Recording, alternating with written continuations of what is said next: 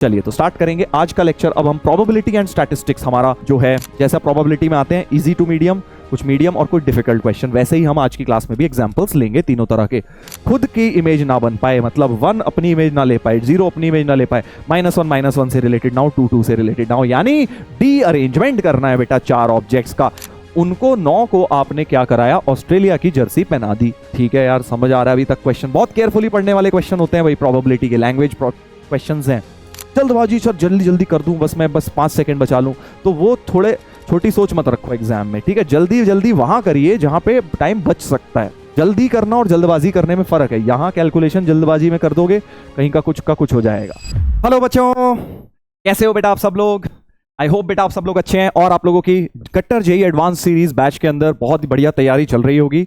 JEE advance अब बेटा almost अब आ ही गया है ना? अब हार्डली 10 दिन का समय बचा है, तो जो लास्ट का टाइम है, आई अंडरस्टैंड ये थोड़ा सा स्ट्रेसफुल हो जाता है। इतने सालों से आप तैयारी कर रहे हैं एक एग्जाम की और अब फाइनली वो दिन आ गया है। ऑल्दो अब इसमें बेटर चीज ये है कि अब 2 मेंस दे दिया आपने, बीच में बोर्ड्स एग्जाम दे दिए, तो काइंड ऑफ थोड़ा सा आपको आइडिया है कि किस तरह से एग्जामिनेशन टेम्परामेंट या एग्जाम कैसे हैंडल करना है। But JEE advance is actually a different ball game, क्योंकि 6 घंटे का पेपर है बेटा, और इसके अंदर एक्चुअल ये तो फाइनल स्टेप है, राइट? क्योंकि अब इसके बाद सीधे आपको ये डिसाइड होगा कि आप आईआईटी के अंदर जाएंगे या नहीं जाएंगे। तो 1-2 इंपॉर्टेंट बातें आपको करूंगा before we start the lecture, क्योंकि अब जैसा कि मैंने आपको पहले भी बताया था, it is more of a mental game at this point of time. It is not about कि कौन पढ़ाई कर रहा है कौन नहीं कर रहा। देखो, पढ़ाई तो जो नेचुरली करेगा वही जाएगा, बट सिर्फ पढ़ाई करने वाले सब नहीं जा पाएंगे। कुछ लोग ऐसे हैं जो काफी मेहनत करी होगी बट फिर भी सक्सेसफुल नहीं हो पाएंगे बेटा इस एग्जाम में, क्योंकि क्या है, नेचर ही ऐसा है।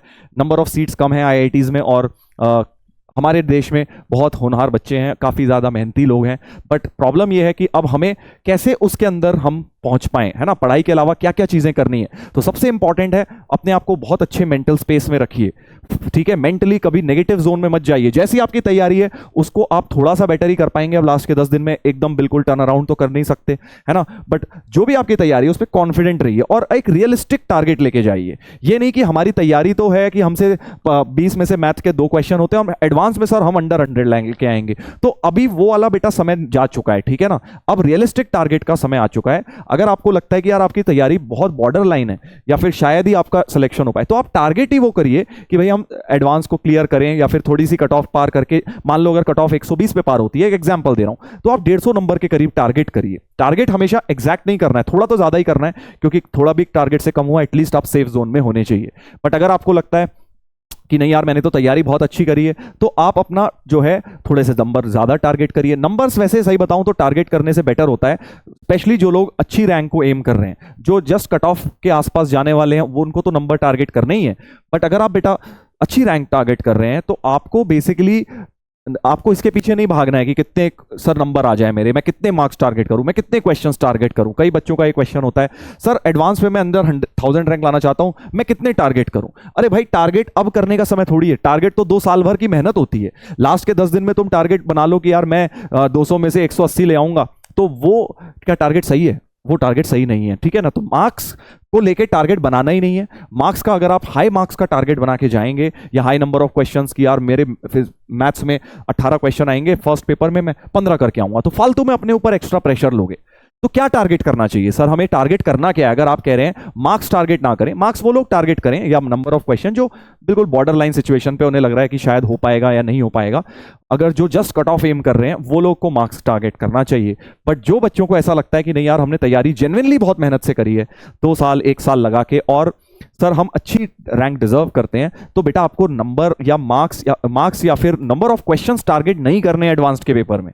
अब आप बोलोगे सर आप तो उल्टी बात बता रहे हो, हमसे तो यही बोला जाता है। बेटा आप मेरे को ट्रस्ट कर सकते हैं, मैं खुद रैंक ला चुका हूं, आप देख रहे हैं सामने स्क्रीन पे लिखी हुई है, राइट? 289 रैंक मैं खुद आईआईटी 2006 में लेकर आया हूं, तो मुझे पता है किस तरह से रैंक लाई जाती है। साथ में आपके जैसे बहुत बच्चों को बेटा गाइड किया इतने सालों में। तो जो मैं आपको बात बताने जा रहा हूं वो बड़ी इंपॉर्टेंट है। देखो, होता क्या है कि हम जब मार्क्स टारगेट करते हैं तो हम कोई भी कम मार्क्स तो टारगेट करता नहीं, कोई ये तो टारगेट करेगा नहीं कि यार 18 में से 5 कर लूं, सही है, और 5 से ज्यादा हो जाएंगे तो क्या छोड़ाओगे, है ना? छोड़ोगे तो हो नहीं, तब भी करोगे ही, है ना? तो मार्क्स टारगेट करना इज ऑफ नो यूज, क्योंकि कम तुमने टारगेट किया और ज्यादा हो रहे होंगे तो तुम छोड़ोगे तो हो नहीं, तुम करोगे ही, है ना? और अगर तुम ज्यादा टारगेट करके जाओगे और कम तुमसे हो रहे होंगे तो प्रेशर में आ जाओगे। तो दोनों ही सिनेरियो में इसका कोई फायदा नहीं है मार्क्स टारगेट करने का। तो सर क्या टारगेट किया जाए? टारगेट आपको एक ही पैरामीटर करना है, अपनी एफिशिएंसी। क्या बोला, क्या मतलब है सर इसका? आप 3 घंटे का जो पेपर दे रहे हैं, अगर आप उसमें मोस्ट एफिशिएंट तरीके से अपना टाइम यूटिलाइज कर पाए, इसका मतलब है कि किसी भी क्वेश्चन में आप स्टक नहीं हुए। जो बहुत डिफिकल्ट था वो आपने ज्यादा से ज्यादा 30 सेकंड लगा के देख के छोड़ दिया, और जो इजी टू मीडियम था जो आपने ट्राई किया उसको एक्यूरेसी के साथ सही कर दिया टाइम के अंदर। तो होगा क्या कि आपके 3 घंटे मोस्ट ऑप्टिमम यूटिलाइजेशन आपका हो जाएगा। मतलब जितने क्वेश्चंस आप 3 घंटे में कर सकते हैं मैक्सिमम उतने आप कर लेंगे। मैक्सिमम मतलब थोड़ा एक दो जगह अटक गए बात अलग है, बट मेजॉरिटी क्वेश्चंस में आपको एफिशिएंसी अपनी मैक्सिमाइज करनी है। तो इससे ये अचीव होगा कि जितना मर्जी लेंदी पेपर आए, आपकी जो तैयारी थी उसके हिसाब से आप अपना बेस्ट आउटपुट दे पाएंगे। ठीक है, तो एफिशिएंसी को आप मैक्सिमाइज करने की कोशिश करिए। मतलब आपको 3 चीजें टारगेट करनी है। नंबर 1, जो बहुत डिफिकल्ट क्वेश्चन है उसमें स्टक नहीं होना है। सर मुझे अगर आइडेंटिफाई करना है क्विकली 30 सेकंड 40 सेकंड 1 मिनट के अंदर कि क्या मैं ये क्वेश्चन कर पाऊंगा या नहीं कर पाऊंगा, और अगर नहीं कर पाऊंगा या कर पाऊंगी तो मैं उसको स्टार्टिंग में ही छोड़ दूं या रिव्यू फॉर लेटर के लिए अगर समय बचता है तो। और दूसरा कि जो इजी क्वेश्चन लग रहा है या मुझे लगता है हाँ यार ये कॉन्सेप्ट तो मुझे आता है, ये तो मेरे को समझ आ रहा है कि कैसे प्रोसीड करना है इसमें, तो उसको बेटा खत्म करके दम लेना है आपने। ये नहीं कि उसमें भी कहीं जाके आगे मिस्टेक कर दी और पता चला कैलकुलेशन में उलझ गए। वो बहुत क्रूशियल है। जो बच्चा उस दिन ये अचीव कर पाएगा उसकी एफिशिएंसी मैक्सिमाइज हो पाएगी। देखो छोड़ना तो बहुत ही आसान काम है, कोई भी क्वेश्चन लेके छोड़ दो टफ बोल के, है ना, बट जो आता है उसे सही करके बिना गलती करे टाइम के अंदर, वो बहुत क्रूशियल चीज है। ठीक है, तो ये 3 चीजें टारगेट होंगी। नंबर 1, आपको डिफिकल्ट क्वेश्चन को एज अर्ली एज पॉसिबल छोड़ना है एग्जाम में, रिव्यू फॉर लेटर करना है समय बचे तो। नंबर 2, जो इजी टू मीडियम क्वेश्चन आपको क्लिक हो गया है उसको आपको एक्यूरेटली सही करना है। और नंबर 3, आपको उसको टाइम के अंदर सही करना है। ठीक है ना, बिना गलती तो नहीं करनी, एक्यूरेसी हो गई वो, और एक हो गया टाइम, मतलब 3-4 मिनट के अंदर। ये नहीं कि तुमने सही तो कर दिया बट इजी क्वेश्चन था उसमें लगा दिए 15 मिनट, तो फायदा क्या है? फिर हमारा टाइम वेस्ट हो गया, हमारा टाइम ऑप्टिमम यूटिलाइज नहीं हुआ। तो आप किसके पीछे जाएंगे? टाइम को मोस्ट एफिशिएंटली यूटिलाइज करने के लिए। मैं इसमें तुम्हें अपना एग्जांपल देता हूं। जब मैंने जेईई एडवांस दिया था 2006 में, तो 2-2 घंटे के पेपर्स हुए थे, 3 फिजिक्स केमिस्ट्री मैथ के 2-2 घंटे के पेपर्स। ऐसे अभी का वाला फॉर्मेट नहीं था, 2-2 घंटे के 3 पेपर, मतलब 2 घंटे मैथ्स आपको करना था, 2 घंटे फिजिक्स ही करना था, 2 घंटे केमिस्ट्री। अभी ये वाला सिस्टम नहीं है कि मैथ्स वीक है तो चलो फिजिक्स केमिस्ट्री में ज्यादा टाइम लगा देंगे, वो वाला सिनेरियो नहीं था उस टाइम। तो अब जब मैथ्स का पेपर मैंने देना शुरू किया तो 2 घंटे जब मेरे हो गए, बट मेरा 120 मार्क्स का ही अटेम्प्ट हो पाया आउट ऑफ 180। 184 का पेपर आया था आई थिंक 2006 में, अगर आप देखेंगे हर सब्जेक्ट का मैथ्स का पेपर 184 मार्क्स का था। 120 के बाद मैं पेपर पढ़ ही नहीं पाया आगे के क्वेश्चन, मतलब 120 का मैं अटेम्प्ट कर पाया और आगे के क्वेश्चन सारे छूट गए मुझसे। बट मेरा ये पक्का था कि जो मैंने 120 अटेम्प्ट करे थे ना, उसमें कहीं मैं फंसा नहीं। किसी भी क्वेश्चन में ऐसा नहीं हुआ कि यार मैंने समय बर्बाद कर दिया, छोड़ा, उसके बाद जो मैंने करा वो मुझे आता था और वो मेरा सही हो गया। 120 में आई थिंक एक गलत हुआ था मेरा, 116 नंबर आए थे मेरे, 3 मार्क्स का एक गलत हो गया था -1, और कट ऑफ उस साल लगभग 25 मार्क्स के आसपास गई थी मैथ्स में, और मेरे आ गए थे 116। तो what I am trying to tell you with this story is कि उस दिन तो मैं बड़ा परेशान हो रहा था एग्जाम से बाहर निकल के, अरे यार 60 नंबर का तो पेपर देख ही नहीं पाया मैं, 6-8 नंबर के क्वेश्चन थे लास्ट में इंटीजर टाइप, वो तो मैं देख ही नहीं पाया। But in a way it was good, क्योंकि मैंने वो देखे ही नहीं, वो वैसे भी मुझसे होते नहीं, इतने डिफिकल्ट क्वेश्चंस थे। और एग्जाम में मैंने क्या किया, इजी और मीडियम वाले पहले छांट के कर दिए और फिर समय खत्म हो गया। अब 2 घंटे खत्म होने के बाद जितने मर्जी क्वेश्चन दे दें, उस 184 क्या 284 का पेपर दे देते, बट मैंने तो अपनी एफिशिएंसी मैक्सिमाइज कर ली ना। मतलब जितना मैं कर सकता था उन 2 घंटे में उतना बेस्ट मैंने कर लिया। So that is what you should also aim for, कि आप जो भी कर रहे हैं उसमें कहीं अटके नहीं और गलती ना करें, और टाइम के अंदर जो आता है वो निपटा दे। तो चाहे मैं कह रहा हूं 20 में से 5 ही क्वेश्चन हुए, 10 ही हुए, तुमने मैक्सिमाइज कर दी ना अपनी एफिशिएंसी, तो तुम्हारी तैयारी के हिसाब से तुम्हारी एफिशिएंसी मैक्सिमाइज हो गई है। That's it. और यही आप चाहते हैं एग्जाम में करना, कि जैसी आपकी तैयारी है वो आउटपुट अगर आप डिलीवर कर पाए एग्जाम में तो हमारा सिलेक्शन हो जाता है। तुम बोलोगे सर ये तो बहुत आसान है कहना, बाकी लोग भी तो ऐसा ही करेंगे, नहीं कर पाते ना, यही तो प्रॉब्लम है। मोस्टली लोगों का जो जेईई सिलेक्शन नहीं होता, उनका पढ़ाई में डिफरेंस नहीं होता है, उनका पेपर अटेम्प्टिंग में डिफरेंस आ जाता है। वो पेपर अटेम्प्ट करते वक्त पैनिक कर जाते हैं, स्टक हो जाते हैं, ब्लैंक हो जाते हैं, टाइम मैनेज नहीं कर पाते, एक सब्जेक्ट में ज्यादा टाइम दे देते हैं। वो अपने को अवॉइड करना है। अगर पेपर अटेम्प्ट आपने अच्छी तरह कर लिया तो आपका सिलेक्शन हो जाएगा, अगर आपने तैयारी अच्छी करी हुई है। ठीक है, चलिए तो याद रखिएगा ऐसी छोटी छोटी टिप्स हर क्लास में अब मैं थोड़ा थोड़ा आप लोगों को बताता रहूंगा, किस तरह से जेईई एडवांस में अप्रोच करनी है चीजें, है ना। चलिए तो स्टार्ट करेंगे आज का लेक्चर। अब हम प्रोबेबिलिटी एंड स्टैटिस्टिक्स, हमारा जो है एल्जेब्रा टॉपिक चल रहा था बेटा, कल परम्यूटेशन कॉम्बिनेशन आप लोगों को कराया था मैंने। आई होप आप लोगों ने वो लेक्चर देख लिया है, नहीं देखा है तो उसे भी देख लीजिएगा। और एल्जेब्रा में अब अपनी लास्ट यूनिट बची है, जो कि मोस्ट, ये कह लीजिए मतलब एक और बचा है इसके बाद एल्जेब्रा का, कॉम्प्लेक्स नंबर, वो हम बाद में करेंगे। बट ये कह लीजिए इसकी वेटेज सबसे ज्यादा है, प्रोबेबिलिटी की वेटेज सबसे ज्यादा है। लास्ट ईयर भी एडवांस के पेपर में 3 सवाल थे, 2022 में भी 3 सवाल थे, 2023 में भी आई गेस 3 सवाल आए हुए थे इसके ऊपर। तो कहने का मतलब ये है, और 3 तो प्रोबेबिलिटी के प्योर क्वेश्चंस हैं, उसके अलावा भी क्वेश्चन में कई जगह पीएनसी वगैरह मिक्स हो सकता है, हो जाता है। तो आज वो तीनों क्वेश्चन तुम्हें मैं दिखाऊंगा 2024 के भी। तो बहुत, कहने का मतलब है बहुत बहुत बहुत ज्यादा एक स्कोरिंग और ये कह सकते हैं एक हाई वेटेज चैप्टर। 3 में से जो क्वेश्चंस 3 आते हैं ना, देखो प्रोबेबिलिटी का बिल्कुल स्टैंडर्ड है, जेई एडवांस का बहुत सारे चैप्टर्स का स्टैंडर्डाइज नहीं है, बट प्रोबेबिलिटी बिल्कुल स्टैंडर्डाइज है कि जो प्रोबेबिलिटी के 3 सवाल आएंगे उसमें से एक तो बहुत ईजी आएगा, एक तो वो उस लेवल का होगा जिसने एनसीईआरटी भी पढ़ी हुई है वो भी आराम से निपटा देगा उसे, ठीक है। उसने कोई हाई फाई मैथ्स नहीं पढ़ी होगी, बस उसे बेसिक फंडामेंटल कॉन्सेप्ट क्लियर होना चाहिए तो वो उस क्वेश्चन को कर लेगा। दूसरा होगा मीडियम कैटेगरी का, जो कि जिसने थोड़ी बहुत एक्स्ट्रा पढ़ाई करी हुई है, अच्छे लेवल की पढ़ाई करी हुई है, मतलब ठीक ठाक मेंस लेवल भी उसने ठीक ठाक तैयारी करी हुई है, तो वो उस क्वेश्चन को भी फोड़ लेगा। और थर्ड होता है थोड़ा सा टफ क्वेश्चन, हर साल ऐसा ही होता है, तुम कोई भी पेपर उठा के देख लेना कि थर्ड क्वेश्चन थोड़ा सा टफ होगा, वो उसके लिए होगा जिसने बहुत बढ़िया आईआईटी एडवांस के लिए तैयारी करी हुई है, वो ही तीसरा सवाल फोड़ पाएगा। तो चांसेस यही है कि यही पैटर्न कंटिन्यू होगा इस साल भी। तो ये समझ के जाना, प्रोबेबिलिटी के 3 जो क्वेश्चन आएंगे बेटा, 2 तो सभी को करने ही करने हैं, ठीक है। और जो बहुत अच्छी तैयारी अपने आप को मानते हैं, धुरंधर हूं मैं भाई इस चैप्टर में, वो तीसरे क्वेश्चन को भी एम करना, ठीक है। तो आज मैं तुम्हें दिखाऊंगा तीनों क्वेश्चंस का जो लेवल है, किस तरह से आईआईटी उसको ट्रैक करना होता है ना भाई, अपना उनका स्टैंडर्डाइज्ड है, कई चीजें स्टैंडर्डाइज्ड है, लिखी नहीं हुई है कहीं, बट एनालिसिस किया जाए तो ये हमें पिछले इतने सालों के एनालिसिस करके समझ आता है कि भाई ये पैटर्न फॉलो हो रहा है एडवांस्ड में, ठीक है। तो प्रोबेबिलिटी एक हाई स्कोरिंग चैप्टर है, बहुत इंपॉर्टेंट है बेटा, इसको ध्यान से आप लोगों को पढ़ना है। चलिए तो स्टार्ट करें भाई अलजेब्रा का ये वाला टॉपिक। अच्छा, अब एक और बात, प्रोबेबिलिटी के साथ अब स्टैटिस्टिक्स भी जेईई एडवांस के सिलेबस में हो गया है। स्टैटिस्टिक्स क्या था, 2023 से पहले जेईई एडवांस के सिलेबस में नहीं था, ओनली अप टू 2023 से ये ऐड हुआ है। और 23 में एक डायरेक्ट स्टैटिस्टिक्स का फ्री का क्वेश्चन आया था बेटा, एक मैट्रिक्स मैच आया था, जो कि मतलब बिल्कुल फ्री के मार्क्स थे, मेंस लेवल का ही क्वेश्चन बनता है। तो statistics is kind of a bonus question, अगर इसका सवाल आ जाए तो स्टैटिस्टिक्स आपका फ्री के मार्क्स है बेटा, इसको आपको निपटाना है। और एक और बात बता देता हूं, 23 में इंट्रोड्यूस किया गया सिलेबस में, 24 में भी था सिलेबस में, बट 24 में डायरेक्ट क्वेश्चन नहीं आया स्टैटिस्टिक्स का। प्रोबेबिलिटी का तो आया मिक्स करके, बट स्टैटिस्टिक्स का प्योर वाला क्वेश्चन नहीं आया था। तो इस साल फिर से चांसेस हैं स्टैटिस्टिक्स का क्वेश्चन अपने को मिल जाए। तो जो मेंस लेवल स्टैटिस्टिक्स तुमने पढ़ा हुआ है, ठीक है, मीन वेरिएंस निकालना, एक्सपेक्टेड वैल्यू, वो सारी चीजें जो आपको पता है, रैंडम वेरिएबल, वो सब चीजें आपको पढ़ के रखनी है, क्योंकि उसके ऊपर क्वेश्चन आने का चांस इस बार हाई है। मुझे ऐसा लगता है कि एक क्वेश्चन स्टैटिस्टिक्स का इस बार जरूर आएगा, और हो सकता है 3 या 2 क्वेश्चन प्रोबेबिलिटी के आए। तो टोटल 3 से 4 क्वेश्चन आपको इस टॉपिक के, जो आज मैं आपको कराने वाला हूं, एडवांस के पेपर में मिलने वाले हैं। देखो ये बहुत बड़ी बात है, क्योंकि 36 तो सवाल आते हैं, 18 कई बार 17 भी आ जाते हैं। तो 36 में से 3-4 सवाल का तो तुम देखो ना यार, रेशियो देखो जरा क्या है, और बाकी सिलेबस देख लो कितना बड़ा है, और ये चैप्टर देख लो, और पीएनसी में अगर इसमें और ऐड कर दूं तो 1 या 2 सवाल उसके भी सोचो। तो कहने का मतलब ये है that this is high scoring, और ऐसा नहीं है कि इसके सारे सवाल सर बहुत ऊंचे जाएंगे। मैं बता रहा हूं तुम्हें, एक क्वेश्चन होगा जो बहुत टफ होगा इसमें, वो तुम्हें आइडेंटिफाई करना है, और इजी वाला आइडेंटिफाई करके 2 पहले कर देने हैं। चलिए तो स्टार्ट करते हैं भाई, काफी बातें हो गई हैं, प्रोबेबिलिटी एंड स्टैटिस्टिक्स की अब हम बात करेंगे। तो प्रोबेबिलिटी एंड स्टैटिस्टिक्स के हम कुछ सवाल करेंगे।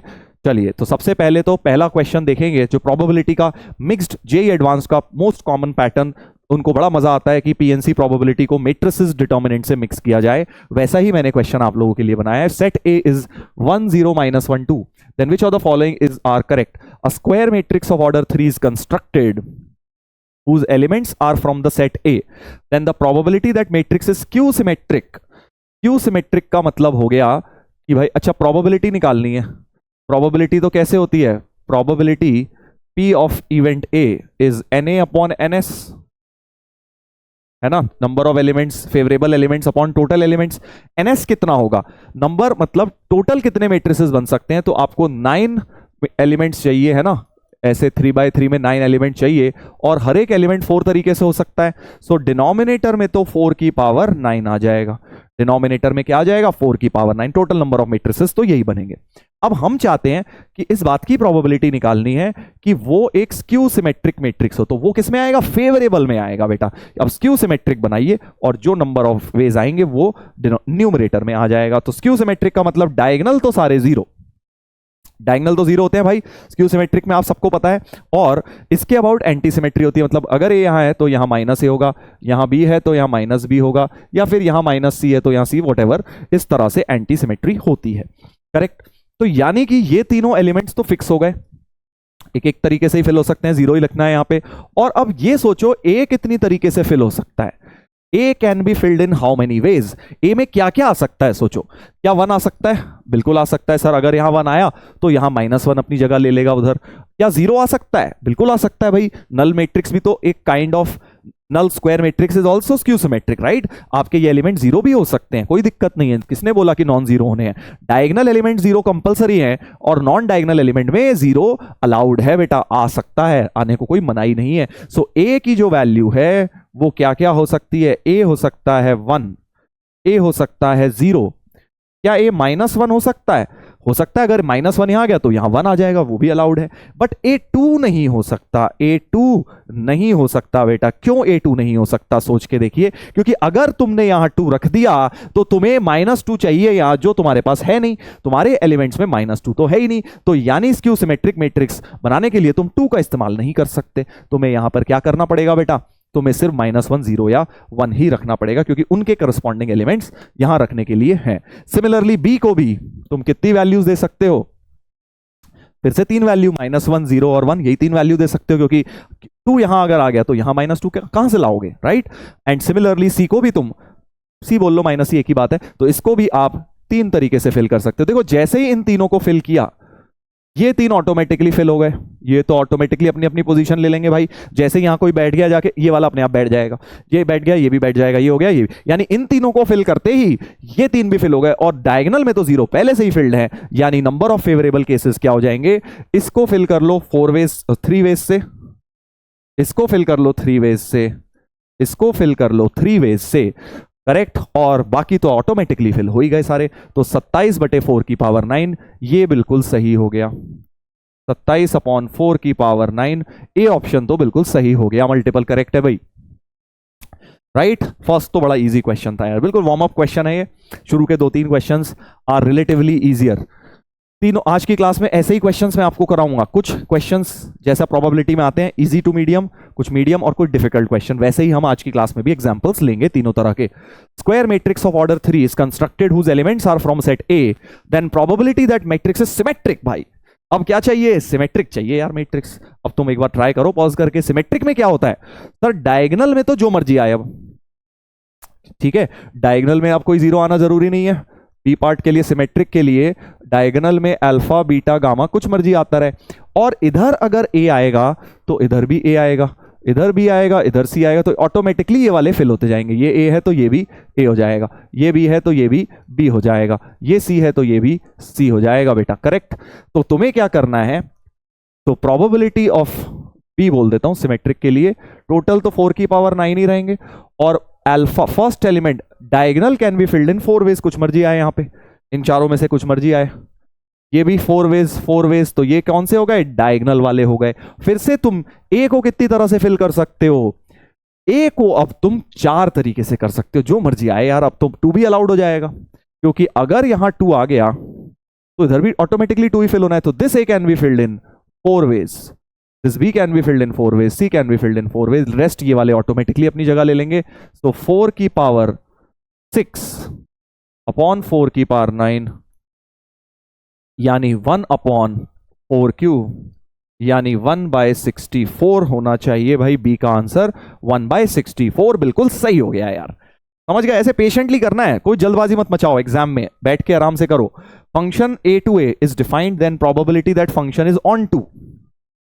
ठीक है, बहुत अच्छी बात है। हमें पता है भाई, जब भी अगर नंबर a2a मतलब इसी सेट से इसी सेट फंक्शन डिफाइन करना है, तो 1 0 -1 2 से 1 0 -1 2 अगर आप के एलिमेंट्स दोनों के बराबर होते हैं, विच इज ऑब्वियस, यहां दोनों के 4 हैं, तो onto is same as 1 1 functions, है ना। नंबर ऑफ 1 1 फंक्शंस ही निकालने हैं। सो 1 की इमेज 4 वेज से 4 फैक्टोरियल होते हैं, 4 फैक्टोरियल होते हैं नंबर ऑफ 1 1 या ऑन टू फंक्शंस। इस केस के अंदर जब na इक्वल टू nb होता है, ये आपने क्लास नोट्स में पढ़ा हुआ है, तो सीधे 4 फैक्टोरियल यानी कि 4 फैक्टोरियल कितना होता है? 24 होता है बेटा। 24 फेवरेबल केसेस हो गए, सो प्रोबेबिलिटी ऑफ सी हो जाएगी 24 बटे, अच्छा टोटल फंक्शंस कितने बनेंगे? हर एक को 4 तरीके से इमेज दे सकता हूं, तो 4 की पावर 4 इतने टोटल फंक्शंस बन जाएंगे। कितना इजी पार्ट हो गया। 4 काट दो, एक 6/4 क्यूब, तो 3/4 4 16 16 2 32 3/32। सी पार्ट का आंसर भी बेटा बिल्कुल ठीक हो गया है, राइट। सी पार्ट का आंसर भी बिल्कुल ठीक हो गया है। D part, function f is defined and f is onto probability that f I is not equal to i. Onto function है, अच्छा ऑन टू फंक्शन है, function is defined and f is onto. तो अब सारे function नहीं लेने, उसने कहा है ऑन टू फंक्शन लो। ऑन टू अभी जो हमने इस पार्ट में लिए थे बेसिकली, सो डी के लिए, डी पार्ट के लिए जो एनएस होगा, जो एनएस होगा बेटा डी पार्ट के लिए, number of elements in sample space, वो ऑन टू वाला यानी कि 24 होगा, 24 होगा, ठीक है।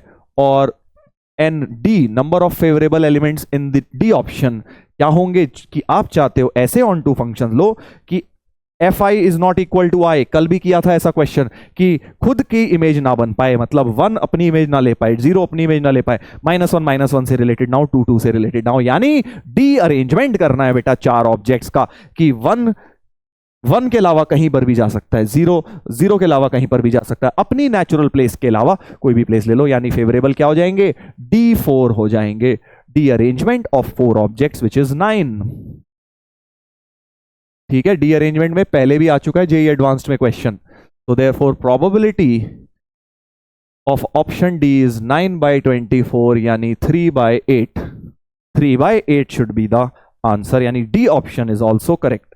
तो ABCD सारे ही करेक्ट हो गए, हमारे सारे करेक्ट हो गए बेटा, ठीक है। अच्छा क्वेश्चन था, देखो इजी क्वेश्चन है बट कॉन्सेप्चुअल क्वेश्चन है, वेरी कॉन्सेप्चुअल क्वेश्चन। इस तरह का जेईई में बिल्कुल आ सकता है, बिल्कुल ये नहीं सोचना अरे सर ये तो मेरे से हो गया सर कैसे आएगा, नहीं।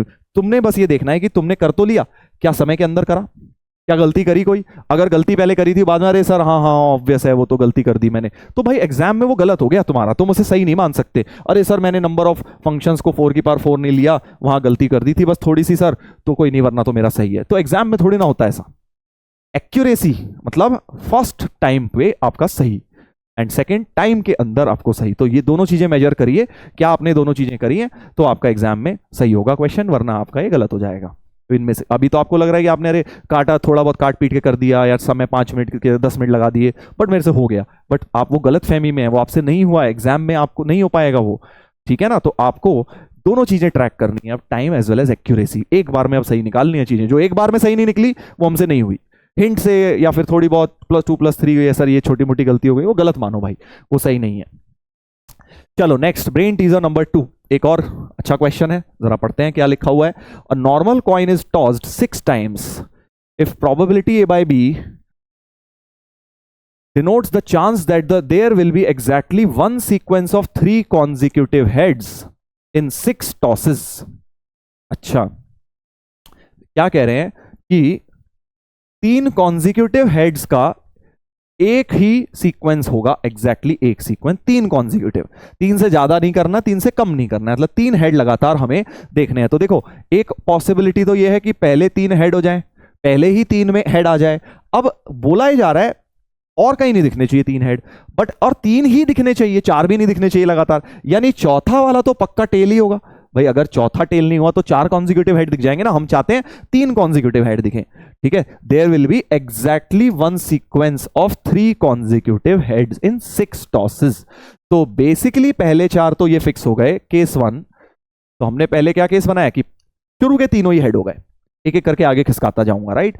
और चौथा फिर टेल ही होना पड़ेगा, 5वां छठा जो मर्जी होता रहे, हमें क्या लेना देना उससे, हेड हो टेल हो क्या लेना देना है ना, हमारा तो काम चल गया भैया। 3 कॉन्जिक्यूटिव हेड आ गए और उसके बाद टेल भी हमने चिपका दिया, तो 3 से ज्यादा भी नहीं हो रहे। अब आगे जो आए हेड आता है रहे, कोई नहीं, कॉन्जिक्यूटिव तो 3 ही आएंगे, टेल आता रहे तो आए। सो इस केस की प्रोबेबिलिटी क्या हो जाएगी, half into half into half into half into 1। अब आगे कुछ मर्जी आए तो हाफ की power 4 is the probability of getting a sequence like this, ठीक है। अब तुम समझ गए यार, ऐसे केस बनाते जाओ और आंसर को जोड़ लेना। केस 2 हो जाएगा कि अब आपके जो 3 कॉन्जिक्यूटिव हेड हैं वो सेकंड, थर्ड, फोर्थ पोजीशन पर आए हैं, सेकंड थर्ड फोर्थ। तो अब इसका मतलब तो ये पहली पोजीशन पे तो हेड आ नहीं सकता, वरना तो 4 कॉन्जिक्यूटिव हो जाएंगे। हमें कितने चाहिए? 3 कॉन्जिक्यूटिव चाहिए। तो यहां टेल लगा देता हूं और इसको यहां से भी टेल से बांध देता हूं ताकि 3 से ज्यादा ना हो पाए भाई। और यहां जो मर्जी होता रहे, यहां पे क्या हो, जो मर्जी होता रहे। तो अब क्या हो जाएगा, half half half half half की पावर 5 हो जाएगी बेटा। तो ये हो गया 1/16, ये हो गया 1/32। आई थिंक अब आप खेल समझ गए हैं। केस नंबर 3 में क्या होगा, केस नंबर 3 में अब आप फिर से जो आपकी पोजीशन सेकंड थर्ड फोर्थ थी, अब थर्ड फोर्थ फिफ्थ हो जाएगी, करेक्ट। और आगे पीछे टेल से बंद कर दो उसे, यहां पर जो मर्जी आता रहे। सो फिर से हाफ की पावर 5 हो गई भाई। 1 2 3 4 5 चीजें फिक्स्ड हैं, बाकी यहां जो मर्जी आता रहे। तो 1/32। And last case I think अब आप समझ गए कि जो 3 हेड लगातार हैं वो लास्ट में जाके आए, एच एच एच। तो यहां टी फिक्स्ड, यहां जो मर्जी आता रहे, कोई दिक्कत नहीं है। सो हाफ की पावर 4 यानी 1/16 हो गया बेटा। चारों को जोड़ दो, चारों को क्या करो, ऐड कर दो। सो प्रोबेबिलिटी जो हमारी आएगी वो 1/16 प्लस 1/32 प्लस 1/32 प्लस 1/16, ये दोनों मिला के 1/16 ही हो गए। तो 3 बार 1/16, 3/16 हो गया बेटा। 3/16 a प्लस बी की value, so a plus B plus 1/4, 20/4 यानी कि 5। एक्सट्रीमली इजी क्वेश्चन यार, ये क्वेश्चन तो यार करना चाहिए था। देखो सबको 3 मिनट के अंदर निपटाना चाहिए था, 3 मिनट के अंदर निपटाने वाला आया था ये क्वेश्चन। चलिए अगला देखते हैं, brain teaser number 3। Brain teaser number 3 देखेंगे। Next question, there are 6 Indians and 8 Australian players available. ठीक है भाई, 5 players are selected at random and made to wear Indian team jersey. अच्छा, तो 6 तो इंडियंस हैं, 8 ऑस्ट्रेलियंस हैं, और इसमें से 5 को सेलेक्ट कर रहे हैं और उनको इंडियन जर्सी पहना रहे हैं। द रिमेनिंग 9 आर, तो 5 सेलेक्ट हो गए, 9 बचे। ठीक है, उनको 9 को आपने क्या कराया, ऑस्ट्रेलिया की जर्सी पहना दी। ठीक है यार, समझ आ रहा है अभी तक क्वेश्चन? बहुत केयरफुली पढ़ने वाले क्वेश्चन होते हैं भाई, प्रोबेबिलिटी के लैंग्वेज क्वेश्चंस हैं। क्वेश्चन को माइंड में समझो कि क्या हुआ है अभी तक, फील करिए। 6 इंडिया के थे, 8 मेरे को, देखो स्क्रीन पे नहीं देख रहा हूं, मेरे को जो क्वेश्चन में पिक्चर समझ आई है, एक मूवी की तरह सोचा करो, कहानी की तरह। 6 इंडियंस थे, 8 ऑस्ट्रेलियंस हैं, ठीक है, 14 लोग हैं टोटल। 5 को सेलेक्ट करके इंडिया की जर्सी पहना दी और बचे जो 9 लोग बचे उनको ऑस्ट्रेलिया की जर्सी पहना दी। अभी तक मुझे ये समझ आया है। आगे बढ़ते हैं। If the probability that number of Indian players wearing Australian jersey plus the number of Australian players wearing Indian jersey is not a prime। अब आ रही है कहानी, कहानी समझिए। स्टेटमेंट है बहुत खतरनाक, 2-3 बार पढ़ोगे तब जाके समझ आएगा। Probability that number of Indian players wearing उल्टा मतलब क्रॉस जर्सी जिन्होंने पहनी है, इंडिया वालों ने ऑस्ट्रेलिया की प्लस ऑस्ट्रेलिया वालों ने इंडिया की, वो एक प्राइम नंबर नहीं आना चाहिए। तो यार अब वो तो इस बात पे डिपेंड करेगा यहां कितने सेलेक्ट हुए, है ना। तो जो 5 सेलेक्ट हुए उसमें कितने इंडियन है कितने ऑस्ट्रेलियन है, पहले हमें इसके केसेस बनाने पड़ेंगे यार, तभी तो हमें सबकी जर्सी समझ आएगी किसने क्या पहनी है। सो 5 जो सेलेक्ट हुए हैं उनके केसेस बना लेता हूं।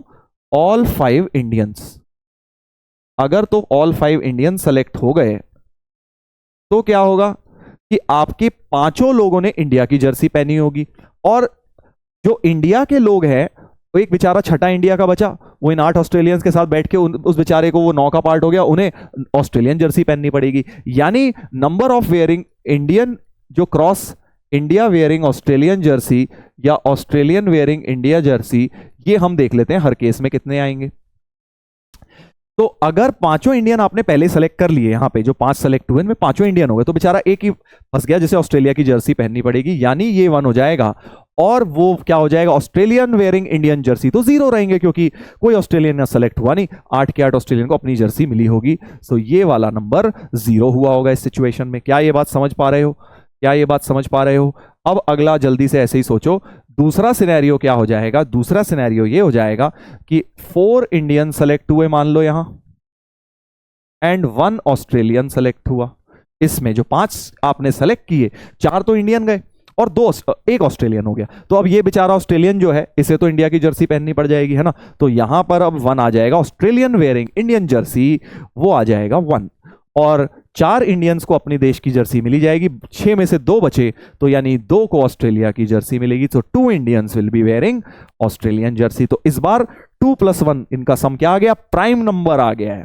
तो वही चीज बोल रहे हैं कि number of Indian players wearing Australian Jersey plus the number of Australian players wearing Indian Jersey is not a prime. तो ये वाला केस मुझे नहीं लेना है क्योंकि इसमें क्या आ गया, 3 आ गया है प्राइम नंबर, है ना। यहां पे सम लिखता जाता हूं इनका, यहां पे इनका सम लिखता जाता हूं, यहां पे सम आया है 0, यहां पे सम आया है 3। अगला, अब ऐसी केसेस बनाते जाओ बेटा। अगला केस क्या हो जाएगा, 3 इंडियंस सेलेक्ट हुए एंड 2 ऑस्ट्रेलियन सेलेक्ट हुए। यहां पे जो 5 सेलेक्ट हुए तो तीनों इंडियन को तो अपनी जर्सी मिल गई, बट बेचारे जो 3 रह गए उन्हें ऑस्ट्रेलिया वाली पहननी पड़ेगी। तो यहां 3 आ जाएगा और इन 2 ऑस्ट्रेलियंस को इंडिया की जर्सी पहननी पड़ेगी। सिमिलरली 2 इंडियंस एंड 3 ऑस्ट्रेलियन, तो 2 गए 4 बच गए, 4 को पहननी पड़ेगी और 3 ऑस्ट्रेलियन को पहननी पड़ जाएगी। And similarly 1 Indian and 4 Australian में क्या होगा, एक अपनी सही जर्सी पहन लेगा इंडियन, 5 को गलत पहननी पड़ेगी और इन 4 ऑस्ट्रेलियंस को पहननी पड़ेगी। एंड फाइनली 0 इंडियन सेलेक्ट हुआ, 5 के 5 ऑस्ट्रेलियन सेलेक्ट हो गए तो 5 ऑस्ट्रेलियन को गलत जर्सी पहननी पड़ जाएगी और इंडियंस सारी की सारी गलत जर्सी ही पहनेंगे, 6 के 6 गलत जर्सी ही पहन रहे होंगे उस बार। समझ गए ना केसेस, बहुत इजी है, देखने में लेंदी लगता है बट उतना कोई डिफिकल्ट नहीं है। तो अब तुम सम देख लो कब प्राइम नंबर नहीं आ रहा है, वो वाला केस हमें उठाने हैं भाई। यहां पे सम आ रहा है 5, ये भी प्राइम नंबर है, 4 3 7 ये भी प्राइम नंबर है, 5 4 9, 6 5 11। तो अब इसमें से कौन सा प्राइम नहीं है, ये सम 0 कैसे लिख दिया भाई, सम तो 1 हुआ ना इनका, तो कौन सा प्राइम नहीं है, सर 9। अब कुछ लोग दिमाग लगा लेते हैं सर 9 नहीं है प्राइम, और 1 प्राइम होता है क्या, 1 भी तो प्राइम नहीं है।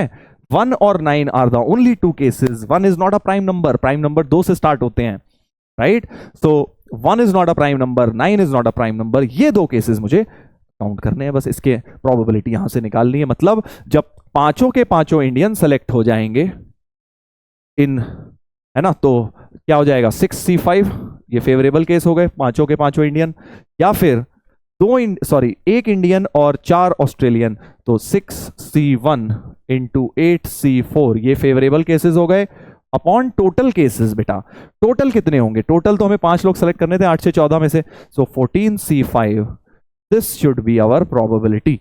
सीधे के सीधे ये प्रोबेबिलिटी का एक्सप्रेशन लिख दिया, कैलकुलेशन कर लीजिए, आंसर मैच कर लेते हैं। चलिए निकालते हैं। 6C5 तो 6 होता है, वो भी 6 इंटू 8C4 होता है, 8 7 6 5, 4 फैक्टोरियल कट गया, 4 3 2, करेक्ट, अपॉन 14C5, 14 13 12 11 और 10, है ना, 9 फैक्टोरियल तो कट गया, 5 फैक्टोरियल का मतलब 5 4 3 2, चेक कर लीजिएगा जरा। तो यहां से बेटा ये 4 तियां 12 हो गया, ये 4 तियां 12 गया, इस 12 से 5 दूनी 10 गया, ऐसे कैलकुलेशंस करनी होती है, 10 गया, और इधर से 3 दूनी 6 गया इस 6 से, और 4 दूनी 8 गया, इस 8 में से सिर्फ एक 2 रह जाएगा, करेक्ट। तो मेरे पास अब क्या क्या रह गया है बेटा, लेट्स ट्राई एंड सी। तो प्रोबेबिलिटी विल बी, यहीं लिख देता हूं चलो, 6 + 6 इंटू 2 इंटू 7 5 35, करेक्ट, अपॉन 14 13 11, 14 13 11। बस अब कैलकुलेशन कर लीजिए, आई गेस ये हो गया 70 इंटू 6, 6 + 70 इंटू 6, अपॉन डिनोमिनेटर में बेटा देख लो 14 इंटू 13 इंटू 11 करना है ना, 1 कैरी 42 14 182, तो 182 इंटू 11 182 182, तो 20 और 8 2 10, 1 कैरी 8 9 10 0 1 कैरी 2002 आ गया है, 2002 आ गया है। और ये भी इनफैक्ट ऊपर से नीचे से एक 2 कट जाएगा बेटा, सो 3 + 70 इंटू 3 अपॉन 1001, ये कितना हो गया 7 3 210 और 3 213 बटे 1001, ये आ रहा है भाई मेरा आंसर। तो चेक करिए कि आपका ये आ रहा है क्या, आंसर चेक कर रही है। एम और एन को जोड़ना है बेटा, तो 1001 और 213 को जोड़ दो, 1214, बिल्कुल ठीक आ गया है हमारा आंसर। ठीक है बेटा, इतनी खुशी होती है जब ऐसी खतरनाक कैलकुलेशंस, गंदा सा आंसर दिखता हुआ और आंसर एक्चुअल में सही बन जाए। तो ये तभी होता है जब पेशेंटली करोगे। जल्दबाजी, सर जल्दी जल्दी कर दूं, बस मैं 5 सेकंड बचा लूं, तो वो थोड़े छोटी सोच मत रखो एग्जाम में। ठीक है, जल्दी जल्दी वहां करिए जहां पे टाइम बच सकता है। जल्दी करना और जल्दबाजी करने में फर्क है। यहां कैलकुलेशन जल्दबाजी में कर दोगे, कहीं का कुछ हो जाएगा। ठीक है, उसमें मत उतनी स्पीड बढ़ाइए कि मैनेजेबल ही ना रहे जो। हाँ, क्वेश्चन रीडिंग में थोड़ा फास्ट रहिए, फिगर बनाने में फास्ट रहिए, लिखने में फास्ट रहिए, बट कैलकुलेशन में जबरदस्ती की जल्दबाजी मत मचाओ, वहां पे सिली मिस्टेक्स हो जाती हैं। फिर हम घर पे आके रोते हैं, अरे यार आता हुआ क्वेश्चन गलत हो गया, 2 की जगह 3 पढ़ लिया, अपनी राइटिंग ही नहीं समझ पाया मैं। चलो फोर्थ ब्रेन टीजर करेंगे भाई, चलिए फोर्थ करेंगे अब। ठीक है, देखो अब एग्जाम नजदीक आ रहा है इसलिए तुम्हें ये सब बातें समझा रहा हूं, बिकॉज ये बहुत इंपॉर्टेंट रोल प्ले करती है भाई एग्जाम के दिन।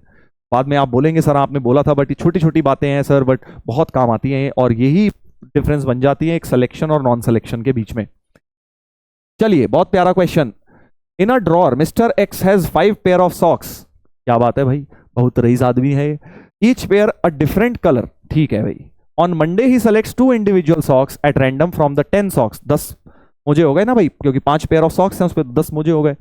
ठीक है, 5 पेयर लिखा है ना, मतलब हर पेयर में 2 मोजे होते हैं ना, जैसे एक जोड़ी मोजे हो गए उसको एक पेयर का। तो 10 मोजों में से वो एक जोड़ी मोजे निकालता है ना। टू इंडिविजुअल सॉक्स लिखा है ना, वो ऐसे ही भाई, ऐसा नहीं है कि 5 जोड़े रखे हो भाई, जो है कोई से भी 2 उठा लेता है। ठीक है भाई। हाँ, on Tuesday he selects 2 of the remaining 8 eight random and on Wednesday 2 of the remaining 6। ठीक है, 2-2 करके वो ऐसी सॉक्स उठाता रहता है मंडे ट्यूसडे वेंसडे के दिन। Probability that Wednesday is the first day he selects matching socks. अच्छा, तो ये बताना है कि यार बेसिकली पहले 2 दिन वो गलत सॉक्स उठाए और तीसरे दिन वो सही सॉक्स उठा ले, इस बात की प्रोबेबिलिटी हमें बतानी है। ठीक है, मतलब पेयर ना बन पाए, मंडे ट्यूसडे उसको डांट पड़े मम्मी से कि बेटे तुमने क्या पहन लिया, एक लाल और एक पीला। ठीक है, स्कूल में भी लोग मजाक उड़ाएं उसका, और वेंसडे वाले दिन भाई सही जोड़ा पहन के चले जाए। मतलब ऐसे स्टोरी बना के सोचोगे ना तो आपको फील आएगी क्वेश्चन में और समझ भी आएगा कैसे करना है। तो मंडे ट्यूसडे उसको नहीं चाहिए पेयर और वेंसडे उसका सही पेयर निकल कर आ जाना चाहिए। सो ठीक है, समझ गया। तो अब देखो इसमें जो मेन कॉन्सेप्ट है ना वो ये है कि सर पहले दिन मैं क्या करूं, फिर कितने बचे होंगे, फिर दूसरे दिन देखना पड़ेगा। उससे बेटर है उल्टा शुरू करते हैं ना, वेंसडे को मान लेते हैं, क्योंकि भाई क्या फर्क पड़ता है, फर्क थोड़ी ना कुछ पड़ता है। आप मंडे ट्यूसडे वेंसडे मान लो, वेंसडे ट्यूसडे मंडे मान लो, एक ही बात है। वेंसडे को भाई को एक पेयर ऑफ सॉक्स चाहिए। ठीक है, तो on Wednesday he can select a correct pair in 5C1 ways, है ना भाई, क्योंकि 5 पेयर ऑफ सॉक्स हैं, मान लो उसने सही पेयर उठा लिया। अब तुम बोलोगे कि सर पिछले दिन कौन सा रह गया, कोई नहीं, वो छोड़ दो। अभी आप ये शुरू उल्टा सोच लो प्रॉब्लम को कि भाई वेंसडे से शुरू हो रहा है और वो एक सही पेयर ऑफ सॉक्स निकाल ले रहा है इस दिन। वेंसडे को वो 5C1 तरीके से एक करेक्ट, यानी 5 तरीके से करेक्ट पेयर निकाल लेता है, क्योंकि 5 पेयर ऑफ सॉक्स थे। अब सोचो ऑन ट्यूसडे, अब उसको क्या करना है, ट्यूसडे वाले दिन उसको गलत पेयर उठाना है। और ऐसे सोच लो कि वेंसडे वाला इवेंट हो चुका है। ठीक है, उल्टा सोच रहे हैं ना अब हम, वेंसडे का इवेंट हो चुका है, तो मान लो उसके पास A1 A2 ये एक पेयर है, B1 B2 ये एक पेयर है, C1 C2, D1 D2, E1 E2 ये एक पेयर है। मान लो उसने वेंसडे को E1 E2 वाला करेक्ट पेयर उठा लिया, तो अब उसके पास ऐसे 8 मोजे बचे। अब आप चाहते हो कि उसको इस तरह से 2 मोजे सेलेक्ट करने हैं कि वो भाई पेयर सही ना बना पाए। तो आप पहले टोटल निकाल लो, 8C2 तरह से 2 मोजे सेलेक्ट कर सकता है और उसमें से पेयर कितने बन सकते हैं, 4 बन सकते हैं। सो 8C2 - 4 तरीके से वो ट्यूसडे को बेटा गलत पेयर उठा सकता है, वो ट्यूसडे को गलत पेयर उठा सकता है, राइट। चलिए, अब ऑन मंडे क्या हुआ होगा।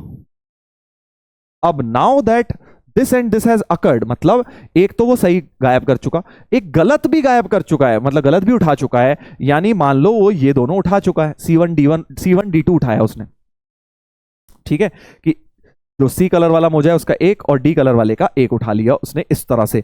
तो अब जो हमारे पास मोजे बचे, 6 मोजे बचे, 6 में से कैसे मोजे बचे, वो A1 A2 मंडे के लिए हमारे पास ये रह गए हैं, D1 C2।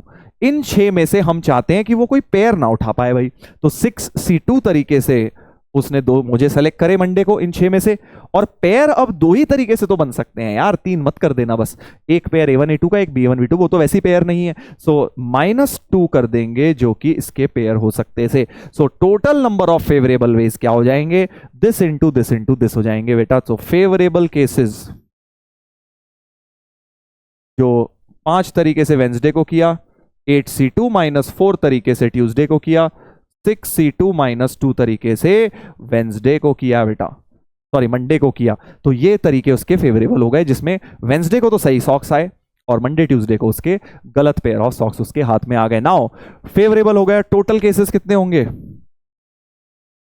टोटल तो भाई उसको क्या करना है, एक तरह से मंडे को 2 सॉक्स उठाने हैं, फिर ट्यूसडे को 2, या उल्टा ही कर लो वेंसडे को 2, तो टोटल 10 में से वेंसडे को 2 उठा लिए 10C2, फिर 8 बचे, एक बार में मत 6 उठा लेना कि सर 6 मुझे सेलेक्ट करने हैं 10C6 कर लेता हूं, नहीं, क्योंकि बेटा मंडे को 2 ट्यूसडे को 2, कौन से 2 किस दिन उठाए हैं ये भी तो इंपॉर्टेंट है ना, तो आपको हर एक दिन का इंडिविजुअल हिसाब करना है। वेंसडे को ये उठाए, फिर बचे 8 में से कोई से 2 उठाए ट्यूसडे को, और बचे 6 में से कोई से 2 उठाए मंडे को, ये हमने किया, करेक्ट। तो आई थिंक अब आप प्रोबेबिलिटी बहुत इजीली निकाल सकते हैं।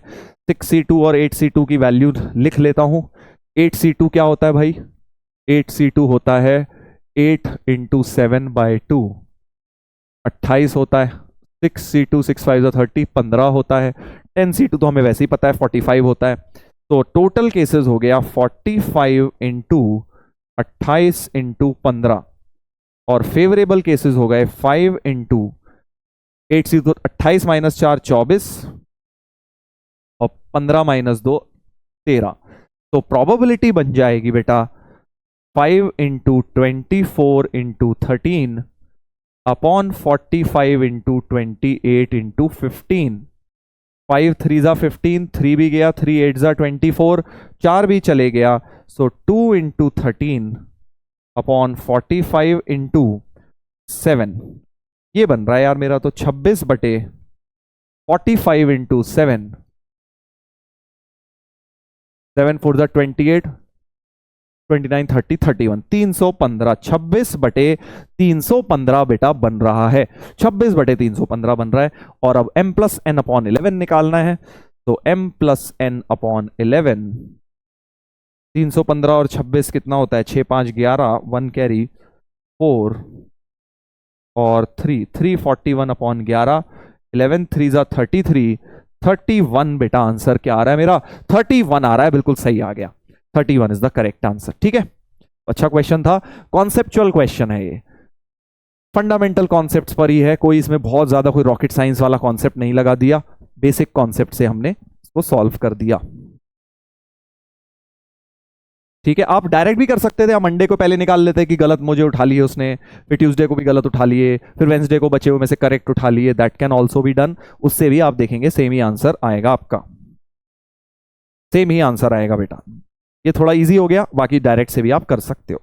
चलिए ब्रेन टीजर नंबर 5 क्वेश्चन पर आएंगे। 5th क्वेश्चन क्या कहता है, ये तो यार कर सकते हो, सब लोग ट्राई करो। In an examination consisting of 4 parts ABCD, each part containing 30 questions, तो यानी 120 सवाल हो गए total. A student randomly attempts the exam, the probability that he attempts at least 60 questions, 60 61 62 up to 120 तक अटेंड उसको करने हैं। तो टोटल वेज क्या हो जाएंगे to attempt the 120 questions total.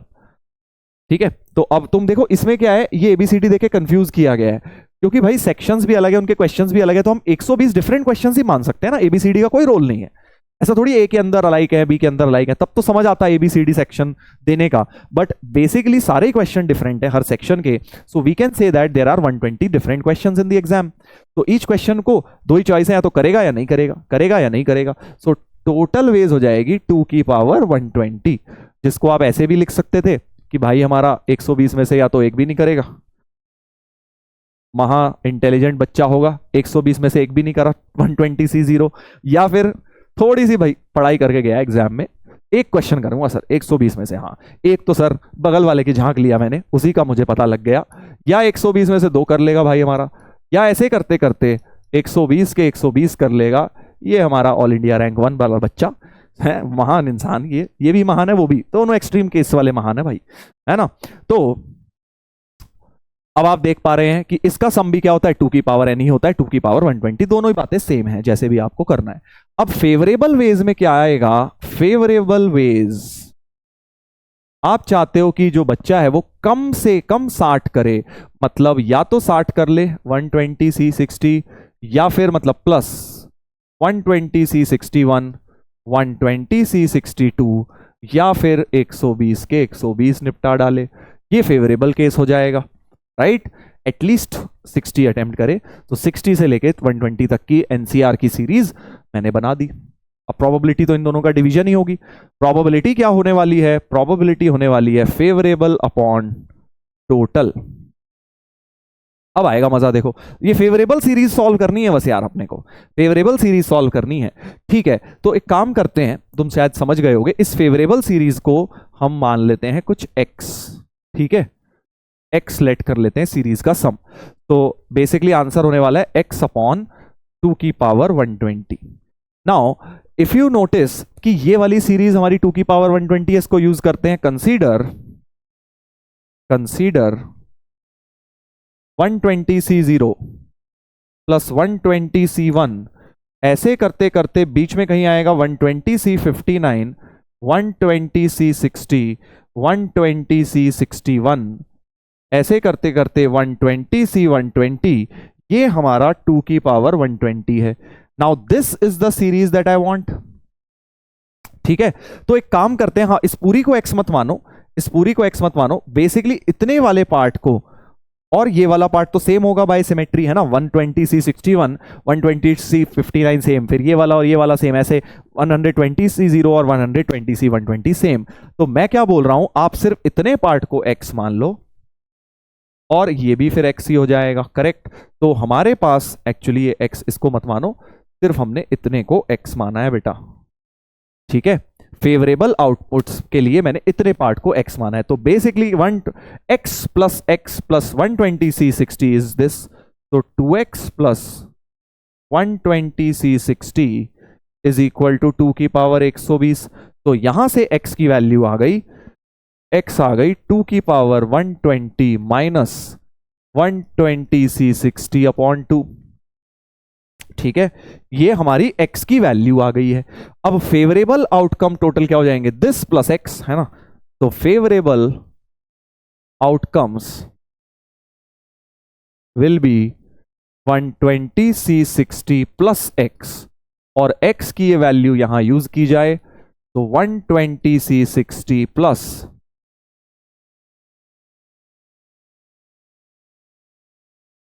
थोड़ा क्रॉस मल्टीप्लीकेशन करो, एक बार ये कट जाएगा, सो 2 की पावर 120 प्लस 120C60 बाई 2 आ जाएगा बेटा। ये क्या हो गया, फेवरेबल आउटकम्स हो गए। सो प्रोबेबिलिटी हो गया दिस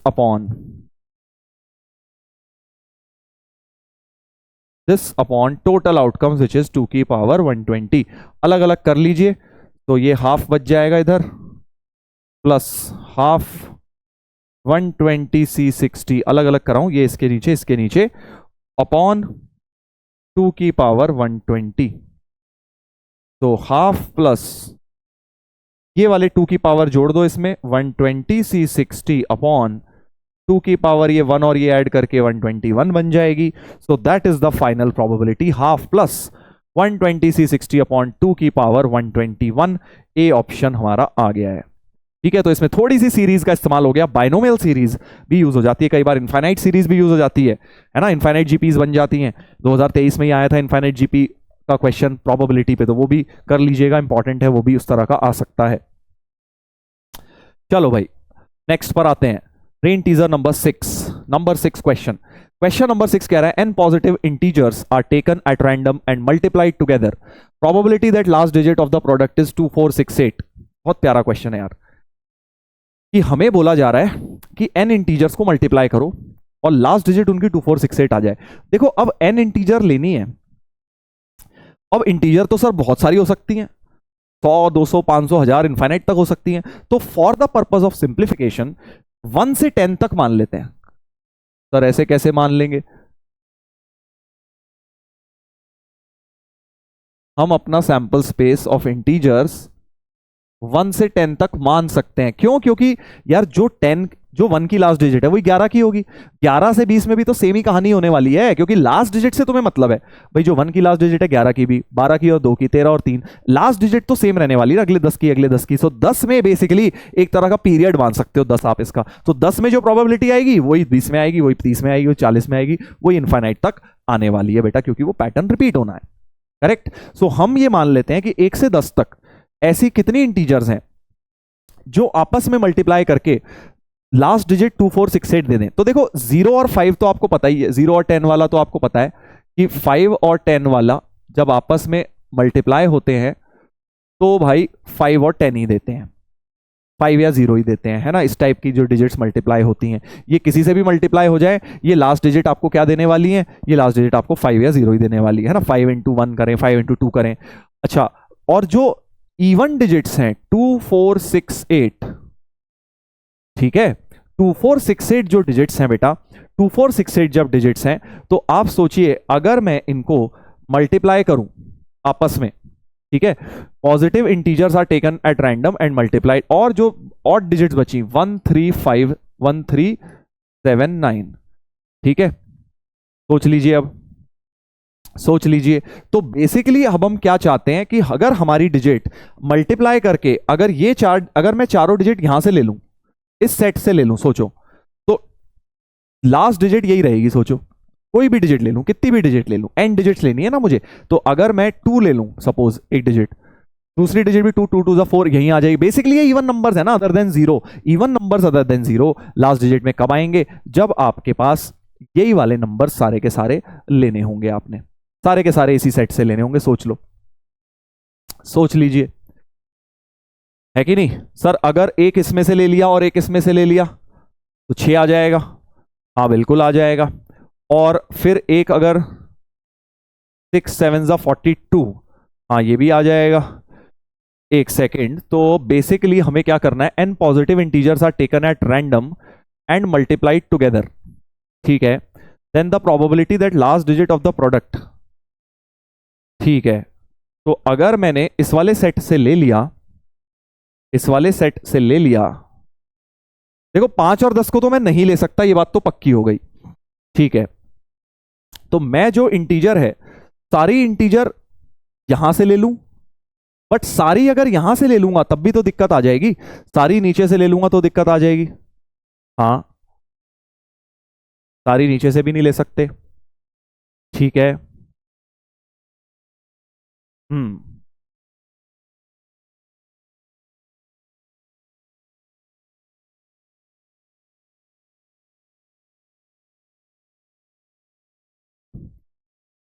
तो इसमें देखो अब यार ये बात समझ आ रही है कि नंबर्स या तो आपस में ये वाले मल्टीप्लाइड हो, या इसके साथ भी अगर कोई ले लूं, जैसे 3 इंटू 2 6 हो जाएगा, है ना। तो बेसिकली सारे ये नहीं, देखो ये दोनों तो ले ही नहीं सकते, क्योंकि ये दोनों तो वैसे ही किसी के साथ मल्टीप्लाई होकर लास्ट डिजिट 5 या 0 बना देते हैं, है ना। बट अगर मैं ये ले लूं, इनमें से कोई से भी नंबर ले लूं n में से, या ये भी ले लूं और इसमें को भी ले लूं, मतलब इन दोनों में से ले लूं या सिर्फ ये ले लूं, बट बेसिकली सिर्फ ऑड नंबर्स नहीं ले सकता, 1379 वाले, 1379 वाले नंबर्स सिर्फ अगर इसी में से मैंने सेलेक्ट कर लिया, अगर जो सारे n नंबर्स हैं, n की जगह मान लो जैसे 3 ले लिया, 3 नंबर सेलेक्ट करने हैं, तो अगर तुमने 3 7 और 9 ले लिया, इनको आपस में मल्टीप्लाई करोगे, लास्ट डिजिट कभी भी 2468 नहीं आएगा। सो 2468 कब आएगा, जब एटलीस्ट एक इवन नंबर सेलेक्ट हो जाए। यार सिंपल सी बात तो ये है, at least one of 2468 is selected, so we can say that favourable cases क्या आएंगे, favourable cases will be at least one of 2468 is selected, क्योंकि कम से कम एक इसमें से आना जरूर चाहिए, तभी तो प्रोडक्ट को लास्ट डिजिट ये वाली बनेगी, इज सेलेक्टेड। या आप ऐसे भी कह सकते हो कि भाई आप टोटल जो इन 8 नंबर्स में से 8 की पावर n सिलेक्शंस होंगे टोटल, भाई हर एक नंबर 8 तरीके से, उसमें से माइनस कर दो, जब सारे इसमें से आ रहे हैं, बेसिकली आप फालतू में केस बनाओगे, दिस इसके सारे में से ले लिया, दोनों सारे n यहां लिए, या यहां से कुछ लिए, वहां से कुछ लिए, बहुत केसेस बन जाएंगे। उससे बेटर है टोटल में से माइनस कर देता हूं, टोटल 8 की पावर n होंगे यहां, क्योंकि 8 नंबर्स हैं, हर एक नंबर 8 तरीके से सेलेक्ट हो सकता है, we have to select n numbers, minus कर देता हूं जब सारे सिलेक्शन यहां से हो रहे होंगे, है ना। सो 8 की पावर n में से अगर मैं 4 की पावर n माइनस कर दूं 1379 में से जब सारे नंबर सेलेक्ट हो रहे होंगे तो वो आ जाएंगे, एटलीस्ट 1 वाले आ जाएंगे कि एटलीस्ट कम से कम एक ना एक तो इवन इनमें से मिला ही होगा। टोटल में से मैंने सारे ऑड वाले माइनस कर दिए तो एटलीस्ट एक तो इवन मिल ही रहा होगा। तो ये हो गए फेवरेबल केसेस। और टोटल केसेस, अब टोटल केसेस में कुछ लोग यहां कह देते हैं 8 की पावर n सर, नहीं 8 की पावर n नहीं, क्योंकि टोटल जो नंबर है उसमें तो ये भाई सैंपल स्पेस में तो 5 और 10 भी है ना, सो टोटल नंबर्स तो हमारे एक्चुअली 10 है, मतलब 10 की पावर n आएगा टोटल। टोटल क्या आएगा 10 की पावर n। 5 और 10 हमें लेना नहीं है, इसलिए फेवरेबल में हमने उन्हें इग्नोर किया, हमने 8 नंबर्स को ही कंसीडर करके ये वाला लगा दिया। सो प्रोबेबिलिटी बन गई 8 to the power n minus 4 to the power n upon 10 to the power n। I hope बेटा समझ आ गया है। दोबारा सुन लो, देखो हमें चाहिए लास्ट डिजिट 2468 में से ही चाहिए। तो मैंने देखा यार 2468 कैसे आ सकती है कि जब या तो सारे ही नंबर इन 2468 में से मल्टीप्लाई हो रहे हो आपस में तो लास्ट डिजिट 2468 ही बनेगी, या फिर मैंने देखा यार एक 2 एक 3 को भी मल्टीप्लाई कर रहा हूं 2 3 6 ही तो होता है, तो तब भी आ सकती है डिजिट, तो है ना, और भी नंबर्स आपने लिए तो बेसिकली एटलीस्ट एक नंबर तो इनमें से इन चारों में से चाहिए ही चाहिए। तो मैंने क्या किया कि इन 8 में से हर एक नंबर सेलेक्ट कर लिया 8 की पावर n तरीके से, उसमें से माइनस कर दिया जब सिर्फ और सिर्फ ये 4 सेलेक्ट हो रहे हैं 1379 यानी 4 की पावर n। तो इससे क्या इंश्योर हो जाएगा, एटलीस्ट एक ना एक नंबर 2468 में से आ रहा होगा। बस यही हम चाहते हैं। So favourable upon total I think 8/10 की पावर n माइनस 4/10 की पावर n which becomes 4/5 की पावर n माइनस 2/5 की पावर n। सो आंसर, इसका जो करेक्ट आंसर हो जाएगा बेटा वो बी ऑप्शन हो जाएगा। B option is the correct answer, B इसका सही है। ठीक है, आपको अगर ऐसे डिफिकल्ट लग रहा है तो इसका एक जुगाड़ मेथड भी बता देता हूं, दैट इज ऑब्जेक्टिव ट्रिक में। आपको अगर ये डायरेक्ट n के टर्म में समझ नहीं आ रहा सो आप क्या कर लीजिए, लेट n इक्वल टू 2, मतलब आप 2 ही नंबर सेलेक्ट करिए, 2 नंबर सेलेक्ट करिए। अब आपको 2 नंबर अगर सेलेक्ट करने हैं और 5 10 तो लोगे नहीं, सो 2 4 6 8 1379। तो अब आपके फेवरेबल केसेस क्या हो जाएंगे कि एक नंबर यहां से लिया 4 तरीके से और दूसरा भी आपने यहीं से ले लिया 4 तरीके से, ठीक है, प्लस एक नंबर यहां से लिया 4 तरीके से, राइट, और दूसरा नंबर आपने यहां से ले लिया 4 तरीके से, करेक्ट। ये फेवरेबल केसेस हो गए। और टोटल कितने हो गए, सही बोल रहा हूं, नहीं एक सेकेंड, सही बोल रहा हूं ना मैंने, एक ऊपर से लिया एक नीचे से, करेक्ट। पहला नंबर आपने, या ऐसे सोच लो, पहला आपने क्या लिया, इवन, पहला आपने अगर इवन लिया, हाँ ऐसे सोच लो क्योंकि उसमें उल्टे केसेस भी लेने पड़ेंगे। पहला अगर इवन 2 लिया, मान लो अगर आपने पहला 2 लिया तो दूसरा तो 8 तरीके से सेलेक्ट हो सकता है। सो अगर पहला 2 लिया तो 8 तरीके से दूसरा नंबर सेलेक्ट हो जाएगा, कोई मर्जी ले लो, 2 4 6 8 1379 में से सेकंड नंबर आपका लास्ट डिजिट यही बनेगा। अगर आपने 4 लिया तब भी 8 तरीके से, कोई 6 लिया तब भी, तो 8 इंटू 4 आ जाएगा, 8 इंटू 4 आ जाएगा, प्लस अगर आपने 1 लिया है तो 4 ही तरीके से दूसरा नंबर सेलेक्ट हो सकता है, राइट, 4 ही तरीके से। 3 लिया है तब भी ये 4 ही हो सकते हैं, तो 4 प्लस 4 प्लस 4 प्लस 4 यानी 4 इंटू 4 हो जाएगा बेटा, करेक्ट, 4 इंटू 4 हो जाएगा। और अब पिछले वाले में क्या गलती हो रही थी, क्योंकि पहला यहां से दूसरा यहां से, पहला यहां से दूसरा भी यहां से, पहला यहां से दूसरा यहां से, या पहला यहां से दूसरा यहां से, वो भी एक केस लेना पड़ता, इसलिए मैंने वो चीज नहीं करी है, डायरेक्ट ये लिख दिया है। बाकी अपॉन में क्या आएगा 10 इंटू 10, क्योंकि हर एक नंबर 10 तरीके से सेलेक्ट हो सकता था, 2 नंबर सेलेक्ट कर रहे हैं। So I think 32 plus 16 upon 100 that is 48/100, और काट दो, 4 काट दीजिए, 12/25। तो आई थिंक n को 2 डाल के 12/25 चेक कर लो, बी ऑप्शन में से आ रहा होगा। 4 square minus 2 square, 4 square minus 2 square upon 5 square हो गया ना, 16 माइनस 4 अपॉन 25, तो 12/25 ही आ रहा है, बिल्कुल सही बी ऑप्शन हमारा n इक्वल टू 2 के लिए वेरीफाई भी हो गया है। ठीक है, तो this also can be applied. आपको अगर जेनरिक करने में दिक्कत है, n को 2 मान के भी आप ये कर सकते हैं। चलिए नेक्स्ट देखते हैं, brain teaser number 7, very good question. एक और, ये बहुत कोई डिफिकल्ट नहीं है, मीडियम कैटेगरी के क्वेश्चंस हैं बट कॉन्सेप्चुअल क्वेश्चंस हैं। Fair coin is tossed 10 times and outcomes are listed, ठीक है, even sorry EI be the event that ith outcome is a head, मतलब जैसे इवन क्या हो जाएगा, पहला ही हेड आ जाए, आगे क्या आएगा सर, जो मर्जी आता रहे, है ना। सो प्रोबेबिलिटी ऑफ इवन क्या हो जाएगी, हाफ हो जाएगी, बस पहले वाले में हाफ ith आउटकम, मतलब 1 यूज किया है तो पहला ही आउटकम हेड हो जाए, पहला हेड, बाकी जो मर्जी होता रहे, ठीक है। और PE2 क्या हो जाएगा, दूसरा हेड, मतलब पहला क्या होगा, पहला तो कुछ लिखा ही नहीं ना, पहला भी हो सकता है हेड हो जाए, बट दूसरा तो हेड होना ही चाहिए, यानी कि अगेन बाकी में जो मर्जी आता रहे, इसकी भी प्रोबेबिलिटी हाफ होगी। सो देयरफॉर मैं क्या बोल सकता हूं, PEI in general he half होने वाला है बेटा, समझ गए, हाफ ही तो होगा, क्योंकि आप ith टाइम पर चाहते हो हेड आ जाए, वो ith एक नंबर है, तो बस उसमें हेड ले आओ, बाकी जिसमें जो आ रहा हो मर्जी आता है, हमें क्या लेना देना, राइट, ठीक है। एंड EM भी द, ये थोड़ी लिखा है कि EH is the event that head occurs for the first time, ऐसा थोड़ी लिखा है, तब हम मानते कि पहले वाले सारे टेल होने चाहिए, ऐसा नहीं लिखा कि पहली बार हेड दिखना चाहिए, ये लिखा है बस ith आउटकम हेड होना चाहिए, तो इसलिए उसकी प्रोबेबिलिटी हाफ हो जाएगी। आगे बोल रहे हैं EM is the event that list contains exactly M heads. अच्छा, तो ये तो सक्सेस फेलियर वाला हो गया EM, कि आपके पास M हेड आ जाए, सो M सक्सेस हो जाए, और 10 माइनस M फेलियर, सो 10CM हाफ की पावर M, हाफ की पावर 10 माइनस M, है ना, सक्सेस फेलियर लगा दिया बर्नौलीज ट्रायल, सो 10CM हाफ की पावर 10, EM की प्रोबेबिलिटी ये बन जाएगी बेटा, PEM ये आ गया।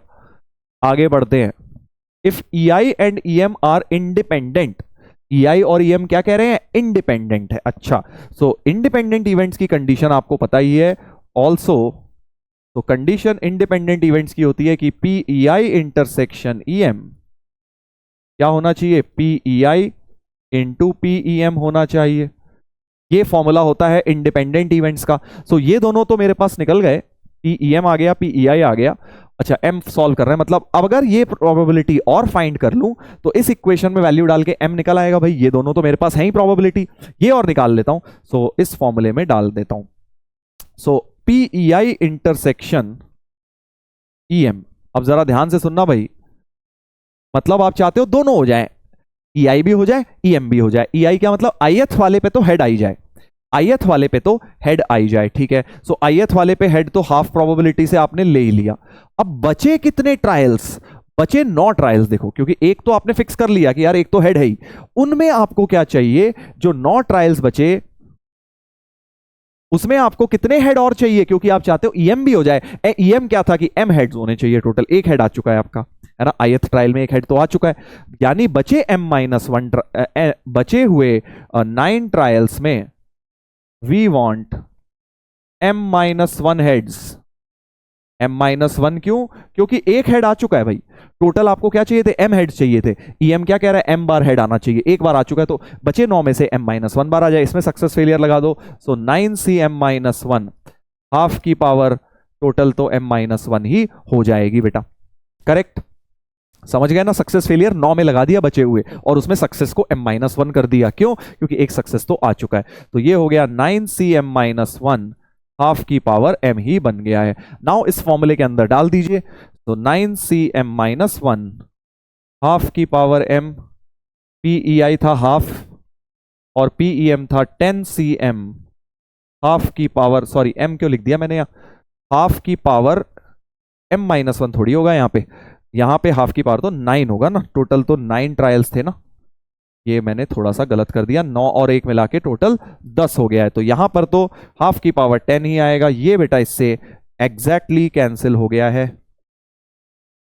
ये M की जगह 10 आना चाहिए था, ये अपना एग्जैक्टली जो है कैंसिल हो गया है। So we have 9CM-1 is half into 10CM, correct, ऐसा कुछ हो गया। अब हम NCR के फॉर्मूले खोल देते हैं, M सॉल्व हो जाना चाहिए यहां से, सो 9CM-1 9 factorial upon M-1 factorial 10 minus M factorial हो जाएगा, राइट, NCR का फॉर्मूला खोल दिया, 10 माइनस M हो गया half times 10 factorial upon M factorial 10 minus M factorial, ये दोनों बेटा फिर से कट गए, कैंसिल्स, 9 फैक्टोरियल भी कट जाएगा, यहां बस 10 बचेगा, 10 बटे 2 5 बचेगा, so 1 upon M-1 factorial is equal to 5 upon M factorial, तो यहां से M-1 फैक्टोरियल भी कट जाएगा, तो M की वैल्यू 5 होनी चाहिए भाई, अगर M 5 हो गया तो वो दोनों इवेंट्स इंडिपेंडेंट बन जाएंगे। बहुत प्यारा क्वेश्चन, इंटीजर टाइप प्रॉब्लम बन गया है। M5 हमारा आ रहा है, M की वैल्यू हो गई 5, राइट, M हो गया 5। चलिए आगे बढ़ जाते हैं, 7th हो गया है, अच्छा क्वेश्चन था ये। 8th देखते हैं अब, थोड़ा सा मल्टीपल करेक्ट फिर से हमारा टाइप आ गया है। 2 dice D1 and D2 has 4 red and 2 blue faces, 3 red and 2 blue faces. तो 2 डाइस यानी 2 पासे हैं।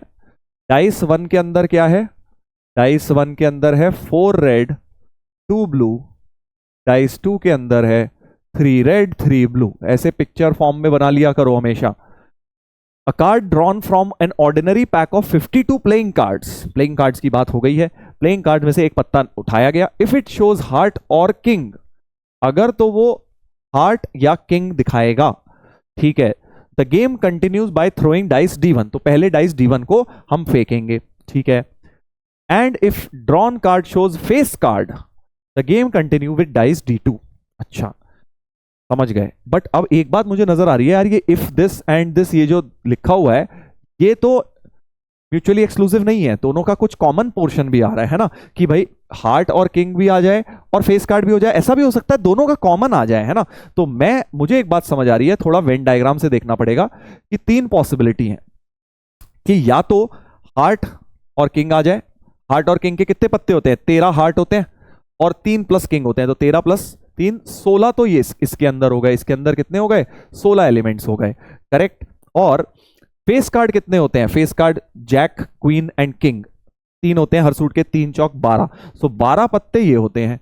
बट क्लियरली दोनों का ओवरलैपिंग भी कुछ ना कुछ है भाई, इसमें 16 एलिमेंट्स है, इसमें 12 एलिमेंट्स है, बट कॉमन भी तो कुछ एलिमेंट्स आ रहे हैं। कॉमन कौन कौन है सोचो भाई, फेस कार्ड भी हो जाए और हार्ट हो जाए, तो हार्ट के फेस कार्ड जैक क्वीन और king of jack of heart, और बचे 3 किंग भी, तो यानी 3 और 3 6 पत्ते तो तुम्हारे कॉमन है, जिसमें दोनों इवेंट्स हो जाएंगे। कौन से 6 पत्ते भाई, हार्ट्स के आपके जैक क्वीन और किंग, ठीक है, क्योंकि हार्ट है तो इधर भी है और फेस कार्ड है तो इधर भी है, या किंग बचे हुए 3 किंग्स भी, तो 3 3 6 टोटल 6 पत्ते हमारे कॉमन कर रहे हैं, जिसमें दोनों इवेंट्स हो रहे हैं। अब कॉमन वाले में क्या होगा, कौन सा पासा फेंका जाएगा, यही इंपॉर्टेंट है।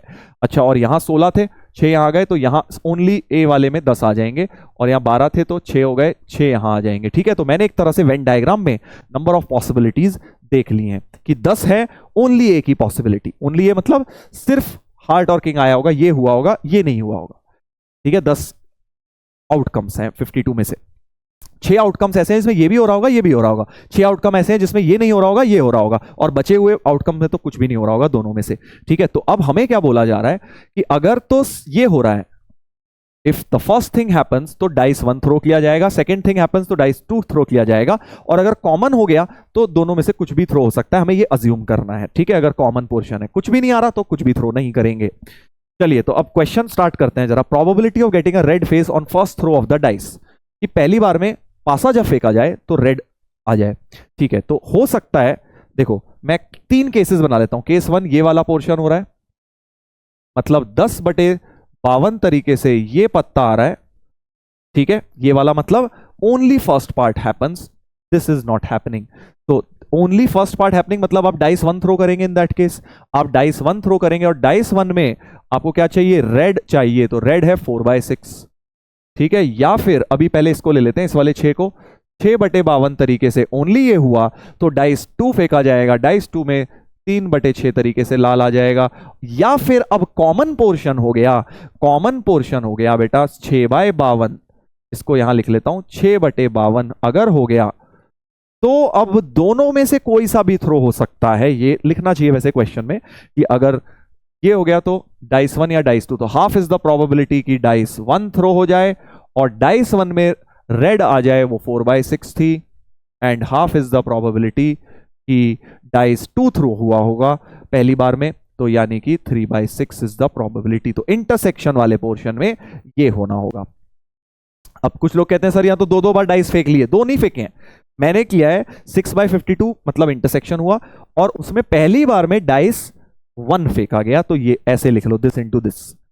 या फिर और की वजह से प्लस आया है कि भाई आपका इंटरसेक्शन हुआ बट डाइस जो है सेकंड थ्रो किया गया हाफ प्रोबेबिलिटी के साथ, और उसमें रेड आने की प्रोबेबिलिटी 3/6 हो गई है, ठीक है। तो अब ओवरऑल आंसर्स को कैलकुलेट कर लीजिए, ओवरऑल आंसर को कैलकुलेट कर लीजिए, तो ये हो जाएगा 1040 प्लस 18/52 प्लस 6/52 तो बाहर है, अच्छा इंटू 6 भी था, इंटू 6 भी था ये, 40 प्लस 18/52 इंटू 6, और एक ये 6 भी कॉमन ही ले लो, फिर 52 इंटू 6 बाहर, 4/2 बचा प्लस 3/2 बचा। तो आई गेस हमारे पास आ गया है 58/52 इंटू 6 प्लस ये हो गया 2 प्लस 3/2, 2 प्लस 3/2 कितना होता है, 2 प्लस 3/2 7/2 होता है, 7/2 अपॉन 52 इंटू 6। समझ रहे हो ना ऐसा क्यों कर रहा हूं, ताकि एलसीएम अच्छा सा मेरे पास आ जाए। एलसीएम अब 52 इंटू 6 आ गया है, और ये हो गया 58 प्लस ये हो गया 7×21 अपॉन 52 इंटू 6, करेक्ट। तो आई गेस 79/312 ही आ गया है। देखिए क्या ये आ गया है, 79/312 ही आ गया है। 52 इंटू 6 30, 312 ही होता है, 79/312 कैलकुलेशन से आ गया है। ठीक है, तो बहुत प्यारा क्वेश्चन था ये वेन डायग्राम से। अब तुम कहोगे सर व्हाट इफ बचे हुए पत्ते आ गए तो क्या होगा, ना तो डायमंड, ना तो हार्ट आया, ना किंग आया, ना फिर फेस कार्ड आया, मान लो दुग्गी आ गई, तो कोई भी पासा नहीं फेंका जाएगा। तो आप वाली प्रोबेबिलिटी लिखना चाहे लिख ली, इंटू 0 होगा, क्योंकि आप कोई भी फिर आप उसके आगे डाइस थ्रो करेंगे ही नहीं। ठीक है ना, लिखने की जरूरत नहीं है। तो बी ऑप्शन चेक करने की क्या जरूरत है, कुछ भी नहीं, सेम ही बन गया, वो तो यही वाला था। Given that, now C option, given that red face appeared on the first throw of the dice, मतलब ये इवेंट गिवन हो गया है। ठीक है, सो ए इवेंट गिवन है, और पी ए क्या है, पी ए हमारे पास आई थी 79/312, ये आई थी ना 79/312। ठीक है, then the probability that drawn card from the pack of card was ace, इक्का ड्रॉ हुआ होगा, इस बात की प्रोबेबिलिटी बतानी है। सो बी इवेंट मान लेते हैं, drawn card drawn was ace, इक्का ड्रॉ हुआ होगा। So probability of B given A हमें निकालनी है, which is the formula says P B intersection A upon P A, right. P A तो चलो हमें दिया हुआ है, अब इंटरसेक्शन की प्रोबेबिलिटी निकालनी है। मतलब हम चाहते हैं कि यार आपका जो है इक्का निकला होगा शुरू में, एंड बेसिकली आपका लाल भी निकला होगा। तो शुरुआत में इक्का कहां आ सकता है, सोचो, क्या यहां पर इक्का आ सकता है, क्या यहां आ सकता है इक्का, फेस कार्ड में, फेस कार्ड में तो इक्का आ ही नहीं सकता। इक्का कहां है, यहां तो एस कहीं है ही नहीं, सिर्फ एक ही इक्का है बेटा इंटरसेक्शन में। जब यहां पर इक्का जो है तुम्हारा एस ऑफ हार्ट आपका निकल कर आ जाए, that is the only possibility, क्योंकि एस कोई और आया फिर तो वो बाहर चले जाएगा out of the 2 sets. But इक्का पान अगर आपका निकल गया, एस ऑफ हार्ट निकल गया, तो यानी कि आपका बेसिकली फर्स्ट सेट का पार्ट हो गया, क्योंकि कोई और इक्का निकालोगे फिर तो रेड क्या, फिर तो पासा ही नहीं फेंक पाओगे अगला, फिर तो आप अगला पासा ही नहीं फेंक पाओगे, राइट, बिकॉज ये दोनों इवेंट्स होंगे तभी you are allowed to throw the 2 dices. तो बेसिकली इक्का पान आ गया, तो हम सबसे पहले करेंगे 1/52 तरीके से इक्का पान आ गया, एंड आप चाहते हैं साथ में ए भी हो जाए, मतलब रेड भी निकल आए। तो अब इक्का पान आया है यानी हार्ट आया है, तो मतलब पहला डाइस तुमने फेंका होगा, यानी 4/6 तरीके से लाल आया होगा, उसमें 4/6 तरीके से लाल आया होगा, अपॉन 79/312, करेक्ट। 52 इंटू 6 ही आई गेस ये था, 52 इंटू 6 312 था, तो this gets cancelled, 4/79 should be the probability, 4/79 should be the probability. बहुत प्यारा क्वेश्चन है बेटा, कॉन्सेप्चुअल क्वेश्चन है, और बिल्कुल फंडामेंटल कॉन्सेप्ट्स पर है, कंडीशनल प्रोबेबिलिटी के बेसिक्स के ऊपर ये क्वेश्चन बना हुआ है। बाकी डी तो वही आंसर गलत दिया हुआ है, 4/79 आया था ना हमारा, हाँ 6/79 तो गलत है। सो बी और डी गलत हो गए, ए और सी करेक्ट हो गए, A and C are the correct answers. चलिए आगे बढ़ जाते हैं, नेक्स्ट क्वेश्चन पर आते हैं भाई, ब्रेन टीजर नंबर 9। एक जरा स्टैटिस्टिक्स का भी ले लेते हैं, क्योंकि मैंने आपको बताया स्टैटिस्टिक्स का क्वेश्चन आने के चांसेस इस बार ज्यादा है, क्योंकि पिछले साल स्टैटिस्टिक्स का डायरेक्ट क्वेश्चन 2024 में सिर्फ नहीं आया, इंक्लूडिंग ओनली स्टैटिस्टिक्स। 2023 में आया था बेटा स्टैटिस्टिक्स का डायरेक्ट क्वेश्चन, और इससे बहुत सिमिलर था, वो मैं आपको होमवर्क में दूंगा, आप उसको ट्राई जरूर करिएगा घर में। इस बार भी चांसेस हैं प्योर स्टैटिस्टिक्स का क्वेश्चन आ सकता है। तो स्टार्ट करते हैं बेटा इस क्वेश्चन को। Consider the following frequency distribution, XI FI करके कुछ फ्रीक्वेंसी डिस्ट्रीब्यूशन दिया हुआ है। Lambda is a positive integer and the variance of the above frequency distribution is 114। Variance का फॉर्मूला आपको पता है, वेरिएंस का फॉर्मूला फ्रीक्वेंसी डेटा में होता है sigma xi square fi upon sigma fi minus x बार का स्क्वायर, यही तो होता है वेरिएंस का फॉर्मूला। वो 114 दिया हुआ है मुझे, ठीक है, ये 114 दिया हुआ है, ये 114 मुझे दिया हुआ है, करेक्ट। तो क्लियर इंडिकेशन है मुझे कॉलम। बेटा जब भी ऐसा फ्रीक्वेंसी डेटा है तो एक बात मेरी हमेशा याद रखना, उसको आपको टेबुलर फॉर्म में ही सॉल्व करना है, ठीक है, टेबुलर फॉर्म में ही सॉल्व, मतलब टेबल बना लो ऐसे, ये मैं आपके लिए पहले से बना के ले आया हूं ताकि टाइम बच जाए। आप इस तरह से टेबल बना के सॉल्व करेंगे। xi fi मैंने टेबल में वैल्यूज डाली हुई हैं, वही 2 lambda 3 lambda 5 lambda 6 lambda 7 lambda, ठीक है, और इधर 4 2 3 2 1 4 2 3 2 1। सो अब टेबुलर फॉर्म में बेटा क्या किया जाता है, सबसे पहले हम क्या लिखते हैं, सबसे पहले हम लिखते हैं xi fi का कॉलम बनाते हैं, राइट। xi fi ये शायद दिख नहीं रहा होगा आपको, यहां पे मैं व्हाइट पेन से लिख देता हूं, xi fi का कॉलम बनाते हैं ताकि मीन निकले, राइट। सो इन दोनों को मल्टीप्लाई करेंगे, 8 lambda xi fi 6 lambda 15 lambda 12 lambda और 7 लैम्डा, बेटा ये हो जाएगा। सिग्मा fi xi सम निकालते हैं इसका, सो 8 6 14 7 8 9 9 और 5 9 और 5 फिर 14 14 14 28 8 2 कैरी 3 4 48 लैम्डा हो गया है बेटा ये। और सिग्मा fi 4 5 6 7 8 9 10 12 12 ये हो गया है। सो मीन तो हमारा डायरेक्टली बन गया बेटा, x बार का फॉर्मूला होता है sigma fi xi upon sigma fi, तो 48 लैम्डा अपॉन 12 यानी 4 lambda is the mean. 4 lambda आ गया मीन। अभी लैम्डा निकालना है बिकॉज लैम्डा हमें अननोन है। लैम्डा निकालने को भाई ने ये वेरिएंस की मदद करनी चाहिए हमें, और हमें लैम्डा को एक पॉजिटिव इंटीजर भी बोला गया है, ठीक है। तो अब वेरिएंस निकालने के लिए बेटा फिर से, क्योंकि मुझे वेरिएंस तक जाना है, मुझे क्या चाहिए, वेरिएंस के लिए हमेशा xi स्क्वायर fi चाहिए होता है।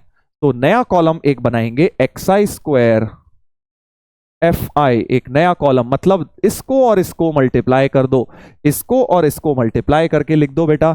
सो xi स्क्वायर fi बन जाएगा 16 लैम्डा स्क्वायर 18 लैम्डा स्क्वायर और 15 पंजे 75 लैम्डा स्क्वायर 12 6 72 लैम्डा स्क्वायर और ये कितना हो गया 49 लैम्डा स्क्वायर। जल्दी से सबको ऐड कर लीजिए, लास्ट डिजिट 5 2 7 7 8 6 14 और 7 21 और 9 21 और 9 होता है 30, 3 कैरी 4 5 6 7 8 9 9 और 14 9 और 14 कितना होता है भाई 23 होता है। 230 लैम्डा स्क्वायर आ रहा है, जरा चेक करिएगा सही बोल रहा हूं मैं, सही बोल रहा हूं ना यार, एक बार दोबारा कर लेता हूं, जल्दबाजी में कर दिया। 3 कैरी आया था ना, 14 और 7 21 और 9 30 3 4 5 7 5 12 और 7 19 20 21 22 23 230 लैम्डा स्क्वायर आ रहा है। सही लग रहा है यार, 230 लैम्डा स्क्वायर आ रहा है, करेक्ट। सो अब हम क्या करते हैं, इस फॉर्मूले में डालते हैं। So 230 lambda square sigma fi अभी हमने निकाला था, sum of frequencies was, sum of frequencies क्या आया था बेटा 12 आया था, 12 आया था अपॉन 12 माइनस x बार अभी हमने निकाला 4 लैम्डा इक्वल टू 114। चेक कीजिएगा सही बोल रहा हूं ना, 4 लैम्डा ही आया था, ठीक है। सो 2 कट गया यहां से, 115 lambda square by 6 minus 16 lambda square equal to 114। तो 115 lambda square minus 96 lambda square 114 into 6, तो हमारे पास बन गया बेटा 15 और 4 19 लैम्डा स्क्वायर 114 इंटू 6, 19 कटता है क्या 114 से, है ना, 19 6 9 6 54 5 114, बिल्कुल सही कह रहे हैं। 19 को 6 से कट जाता है, यानी लैम्डा स्क्वायर इज 36। तो लैम्डा प्लस माइनस नहीं लेंगे, पॉजिटिव इंटीजर बोला गया था, लैम्डा की वैल्यू बेटा 6 आ गई। बहुत प्यारा क्वेश्चन है, सबको खुद करना चाहिए था ये एग्जाम में बिल्कुल फ्री के नंबर हैं, ठीक है, इस टाइप का अगर आ गया तो।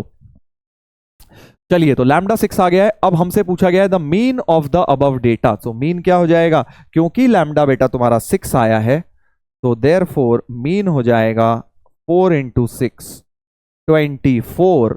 एक्स बार क्या हो जाएगा, 24 हो जाएगा बेटा, 24 हो जाएगा। ठीक है, 24 हो जाएगा हमारा एक्स बार। Got it. तो first P matches with 3, P matches with 3 मतलब पी और डी तो गए, पी और डी तो गए। तो क्यू से वैसे तो पता लग जाएगा median of the above data. तो देखो मीडियन कैसे निकालते हो, फ्रीक्वेंसी डिस्ट्रीब्यूशन का बेटा मीडियन कैसे निकाला जाता है, मीडियन कैसे निकाला जाता है, 12 टर्म्स है, फ्रीक्वेंसी 12, क्यूमुलेटिव फ्रीक्वेंसी लिखते हैं 6 क्यूमुलेटिव फ्रीक्वेंसी बेसिकली। अब देखो n/2, तुम्हें पता है ना जब 12 टर्म्स होती हैं तो 2 मिडिल टर्म आती हैं। हाँ, तो तुम्हारी बीच की 2 टर्म आएंगी, करेक्ट, 2 बीच की टर्म होती है, right. So n/2th term and n/2th plus 1 term है ना, ये वाली 2 टर्म्स अपने को लेनी होती है और इनका एवरेज निकाल के मीडियन मिलता है। आई होप आपको ये पता है, median is nothing but the middle term, है ना। तो n/2th जब क्यूमुलेटिव फ्रीक्वेंसी आएगी, टोटल 12 है, 6 क्यूमुलेटिव फ्रीक्वेंसी यहां आ गई, तो छठी क्यूमुलेटिव फ्रीक्वेंसी होगी 3 लैम्डा, और 7वीं हमें क्या लेनी है, 6th लेनी है प्लस 7th लेनी है, अपॉन 2 करना है, क्योंकि n क्या होता है, टोटल नंबर ऑफ ऑब्जर्वेशन या सिग्मा fi। तो 6th ऑब्जर्वेशन तो 3 लैम्डा है, 3 लैम्डा है, और 7th ऑब्जर्वेशन 5 लैम्डा है ना, क्योंकि क्यूमुलेटिव फ्रीक्वेंसी 6 उधर है 7वीं इधर है, अपॉन 2, तो 8 लैम्डा बाई 2 4 लैम्डा ही मीडियन आ गया है। यानी median is actually same as mean. तो 24 ही हमारा मीडियन भी बेटा हो जाएगा, मीडियन भी 3 से ही मैच होगा। So P and Q both match with 3, C option हमारा करेक्ट होना चाहिए। हमें सॉल्व भी नहीं करना पड़ेगा सब कुछ, एडवांस्ड में भी ऐसा ही हुआ था, चारों पार्ट सॉल्व नहीं करने पड़े थे, अभी तो दिखाऊंगा तुम्हें, बट अभी क्लास के लिए कर लेते हैं बेटा, सॉल्व कर लेते हैं। Mean deviation about mean of the above data, mean deviation about mean. तो मीन डेविएशन अबाउट मीन का फॉर्मूला याद है, भूल गए? मीन डेविएशन अबाउट मीन होता है sigma xi minus X bar into fi upon n। और क्योंकि मीन डेविएशन अबाउट मीडियन में क्या होता है, बस यहाँ एक्स बार की जगह m आ जाता है मीडियन, बट यहां मीन और मीडियन तो सेम है, तो यार मीन डेविएशन तो सेम आने वाला है ना अबाउट मीन और मीडियन इस बार, बिकॉज मीन की वैल्यू भी 24 है, मीडियन की भी 24 है। So let's try and create this column xi minus X bar. यहां क्रिएट करेंगे xi minus X bar mod, ठीक है। तो xi था 2 लैम्डा और मीन था 4 लैम्डा, अभी लैम्डा के टर्म में लिख लो, तो ये हो जाएगा 2 लैम्डा, ये क्या हो जाएगा बेटा, 2 लैम्डा हो जाएगा, 3 लैम्डा माइनस 4 लैम्डा, लैम्डा हो जाएगा, 5 लैम्डा माइनस 4 लैम्डा, लैम्डा, ये 2 लैम्डा और ये 3 लैम्डा। इसको अब करना है फ्रीक्वेंसी से मल्टीप्लाई, दिस इंटू दिस करना है, because fi into mod xi minus X bar लाना होता है। देखो क्यों मैंने तुम्हें बोला था कि यार टेबुलर फॉर्म में सॉल्व करो, क्योंकि ये मल्टीप्लीकेशन बड़ी इजी हो जाती है। तो xi minus X bar, xi minus X bar whole into fi का कॉलम अब बड़े प्यार से बनेगा भाई, अब बहुत प्यार से बनेगा, क्या होगा, दिस इंटू दिस, तो 8 लैम्डा हो जाएगा, यहां 2 लैम्डा, यहां 3 लैम्डा, यहां 4 लैम्डा और यहां 3 लैम्डा, करेक्ट, सही है। इसको fi वाले और इस कॉलम को मैंने मैंने इन दोनों कॉलम्स को, इसको और इसको मल्टीप्लाई किया है बेटा, ठीक है। तो 4 दूनी 8 lambda, 2 lambda, 3 lambda, 4 lambda, 3 lambda बन जाएगा। Now just add them up, इनको ऐड करेंगे, 8 2 10 13 4 17 20 लैम्डा, 20 लैम्डा बन जाएगा, और लैम्डा तुम्हारे पास 6 था ही, तो मीन डेविएशन का वैल्यू बन जाएगा 20 lambda was 6 upon number of observation was 12, तो 10 आ गई ये वैल्यू। मीन डेविएशन, दोनों टाइप के मीन डेविएशन आपके 10 ही आएंगे, 1 से ही मैच कर रहे होंगे, दोनों 1 से ही कर रहे हैं, सी, ठीक है। क्यों सेम आएंगे, क्योंकि मीडियन की वैल्यू भी सेम आ गई ना, वरना मीन डेविएशन अबाउट मीडियन में क्या हो जाता, जो यहां एक्स बार लिखा है, एक्स बार की जगह बस m मीडियन रखते, बट मीडियन भी 24 ही है, मीन भी 24 है, तो सेम ही आएगा, ठीक है। समझ गए हो ये क्वेश्चन, कितना इजी क्वेश्चन है स्टैटिस्टिक्स का, इसमें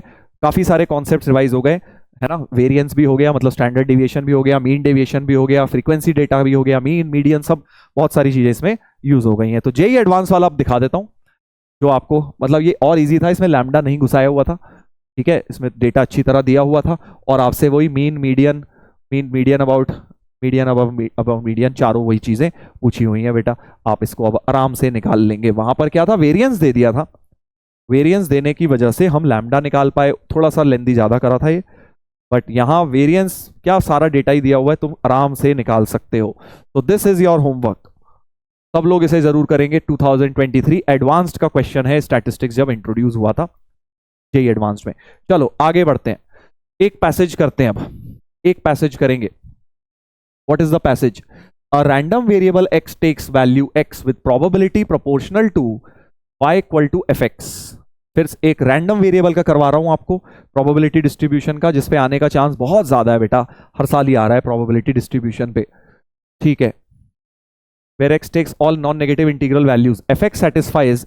अच्छा, अब fx को सेटिस्फाई करने के लिए एक डिफरेंशियल इक्वेशन दी हुई है, क्या बात है, बहुत जोरदार। तो fx को अब देखो dx से डिवाइड कर देता हूं, so dy by dx plus x 5 की power minus x ln 5 is 5 to the power minus x 1 minus ln 5। Linear तो दिख नहीं रही, y का टर्म तो है नहीं, सिर्फ x के टर्म है, उधर ले जाते हैं, वेरिएबल सेपरेबल ही है, तो पहले इसे सॉल्व करते हैं, फंक्शन आएगा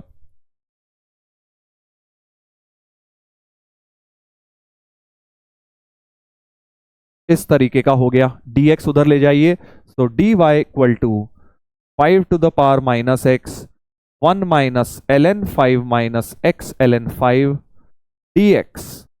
इसको इंटीग्रेट कर लेते हैं, डिफरेंशियल इक्वेशन सॉल्व करने के लिए फंक्शन निकालना है। अब यार ये कैसे इंटीग्रेट होगा? देखो इसमें एक बात तो समझ आ रही है, ln 5 कॉमन नहीं आ रहा है, सो कुछ करके देखते हैं, बाई पार्ट्स का खेल लग तो रहा है, क्योंकि यहाँ पे ln 5 constant common x plus 1 हो गया, तो एल्जेब्रिक इनटू एक्सपोनेंशियल टाइप का दिख रहा है, बाई पार्ट्स दिमाग में आ रहा है, तो अलग अलग कर लेता हूं। देखो 5 की power minus x minus X plus 1 5 की power minus x ln 5 dx, correct. तो अब मैं क्या कर रहा हूं बेटा, इसमें बाई पार्ट्स लगाता हूं। देखो क्यों, क्योंकि मुझे दिखाई दे रहा है यार, इसको अगर फर्स्ट मानूं, इसको सेकंड, आइलेट के हिसाब से भी, तो first function into integral of second, इसको तो एज इट इज रहने दो, first function into integral of second. 5 की पावर माइनस एक्स का इंटीग्रल क्या होता है, माइनस ऑफ, बेसिकली ये भी कट जाएगा, प्लस आ जाए, ये बेसिकली एक काम करो, इस माइनस को भी इसके साथ ही रख लो, इस माइनस को भी यहीं पे रख लो बेटा, ठीक है जी, और इस पूरे को सेकंड मान लेते हैं, तो इसका इंटीग्रल बड़ा अच्छा है, 5 की पावर माइनस एक्स ही है, राइट, 5 की पावर माइनस एक्स, क्योंकि 5 की पावर माइनस एक्स को डिफरेंशिएट करूंगा यही आएगा, minus whole integral of derivative of first, इसका डेरिवेटिव तो 1 है, इनटू इंटीग्रल ऑफ सेकंड, और ये अब कैंसिल आउट हो गए हैं बेटा, ये वाला माइनस के साथ प्लस के साथ कैंसिल आउट हो गया है, सो ये इंटीग्रल क्यों लगा है, first function into integral of second हो चुका है वो इंटीग्रेट, तो we have x plus 1 into 5 की power minus X plus C, ये मेरा फंक्शन y निकल कर आया है, ठीक है। सो fx फंक्शन जो आया है, fx फंक्शन आया है x प्लस 1 अपॉन 5 की पावर x प्लस सी। नाउ c निकालने को दिया है f0 1, f0 अगर 1 दिया है तो 1 इक्वल टू 1 प्लस सी, तो c की वैल्यू 0 हो गई बेटा, सो फंक्शन हो गया x plus 1 upon 5 to the power x। यहां तक तो बेटा डिफरेंशियल इक्वेशन का क्वेश्चन था। अब आएगा प्रोबेबिलिटी का क्वेश्चन, देखिए बहुत ही अच्छा एडवांस लेवल का क्वेश्चन है, मिक्स कॉन्सेप्ट पे। अब क्या बोला जा रहा था, probability of random variable x takes value x with probability proportional. अच्छा, तो px की वैल्यू ये है बेसिकली, समझ गए ना, मतलब अगर p0 पूछ, x की वैल्यू 0 डालें, x क्या डालना है, ऑल नॉन नेगेटिव इंटीजर। तो अगर अब मैं इसको थोड़ा सोचूं, अगर x 0 ले लेगा, नॉन नेगेटिव इंटीजर डालना है ना, x 0 ले लेगा, मतलब उसका प्रोबेबिलिटी x हो जाएगा, बेसिकली x की जगह यहां 0, क्योंकि fx है प्रोबेबिलिटी, यही तो बोला है, प्रोपोर्शनल टू। अच्छा, तो kx, तो प्रोबेबिलिटी px की वैल्यू हो जाएगी k times fx, k times k is proportionality constant. अच्छा, समझ गया। तो अब मेरे को बेसिकली k इंटू ये ऐसा कुछ आ जाएगा, p probability x equal to 0 क्या हो जाएगा कि वहां पे आप x को 0 डाल दीजिए, तो k अपॉन 5 की पावर 0, k इंटू 1/5 की पावर 0।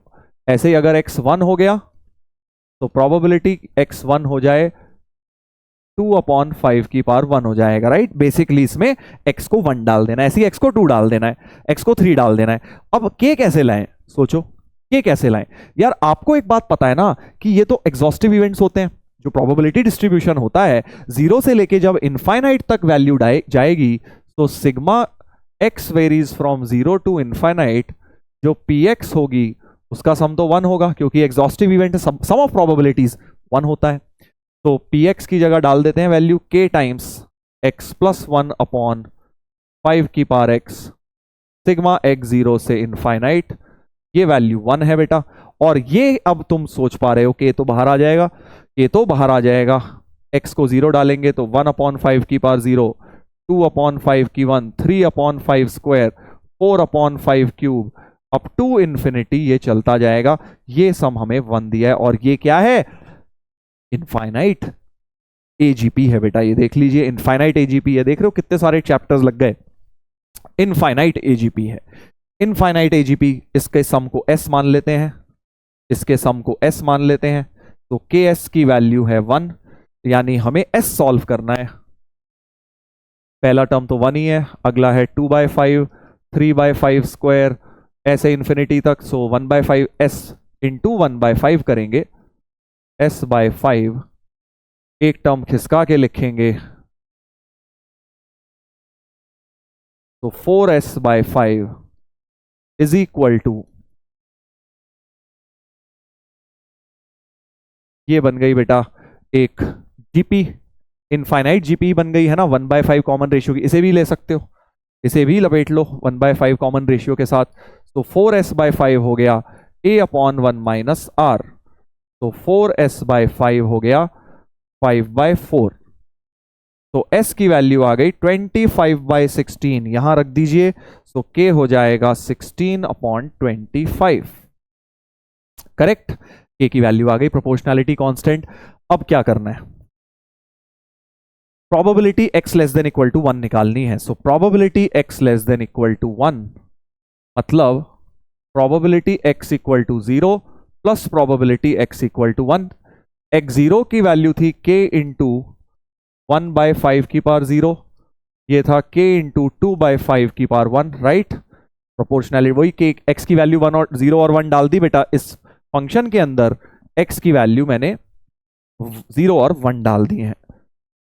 तो अब k तो निकाल ही चुके हो, k कॉमन ले लो, 1 प्लस 2/5, यानी कि k क्या आया था 16/25 इंटू 7/5, ये आया है p x less than equal to 1।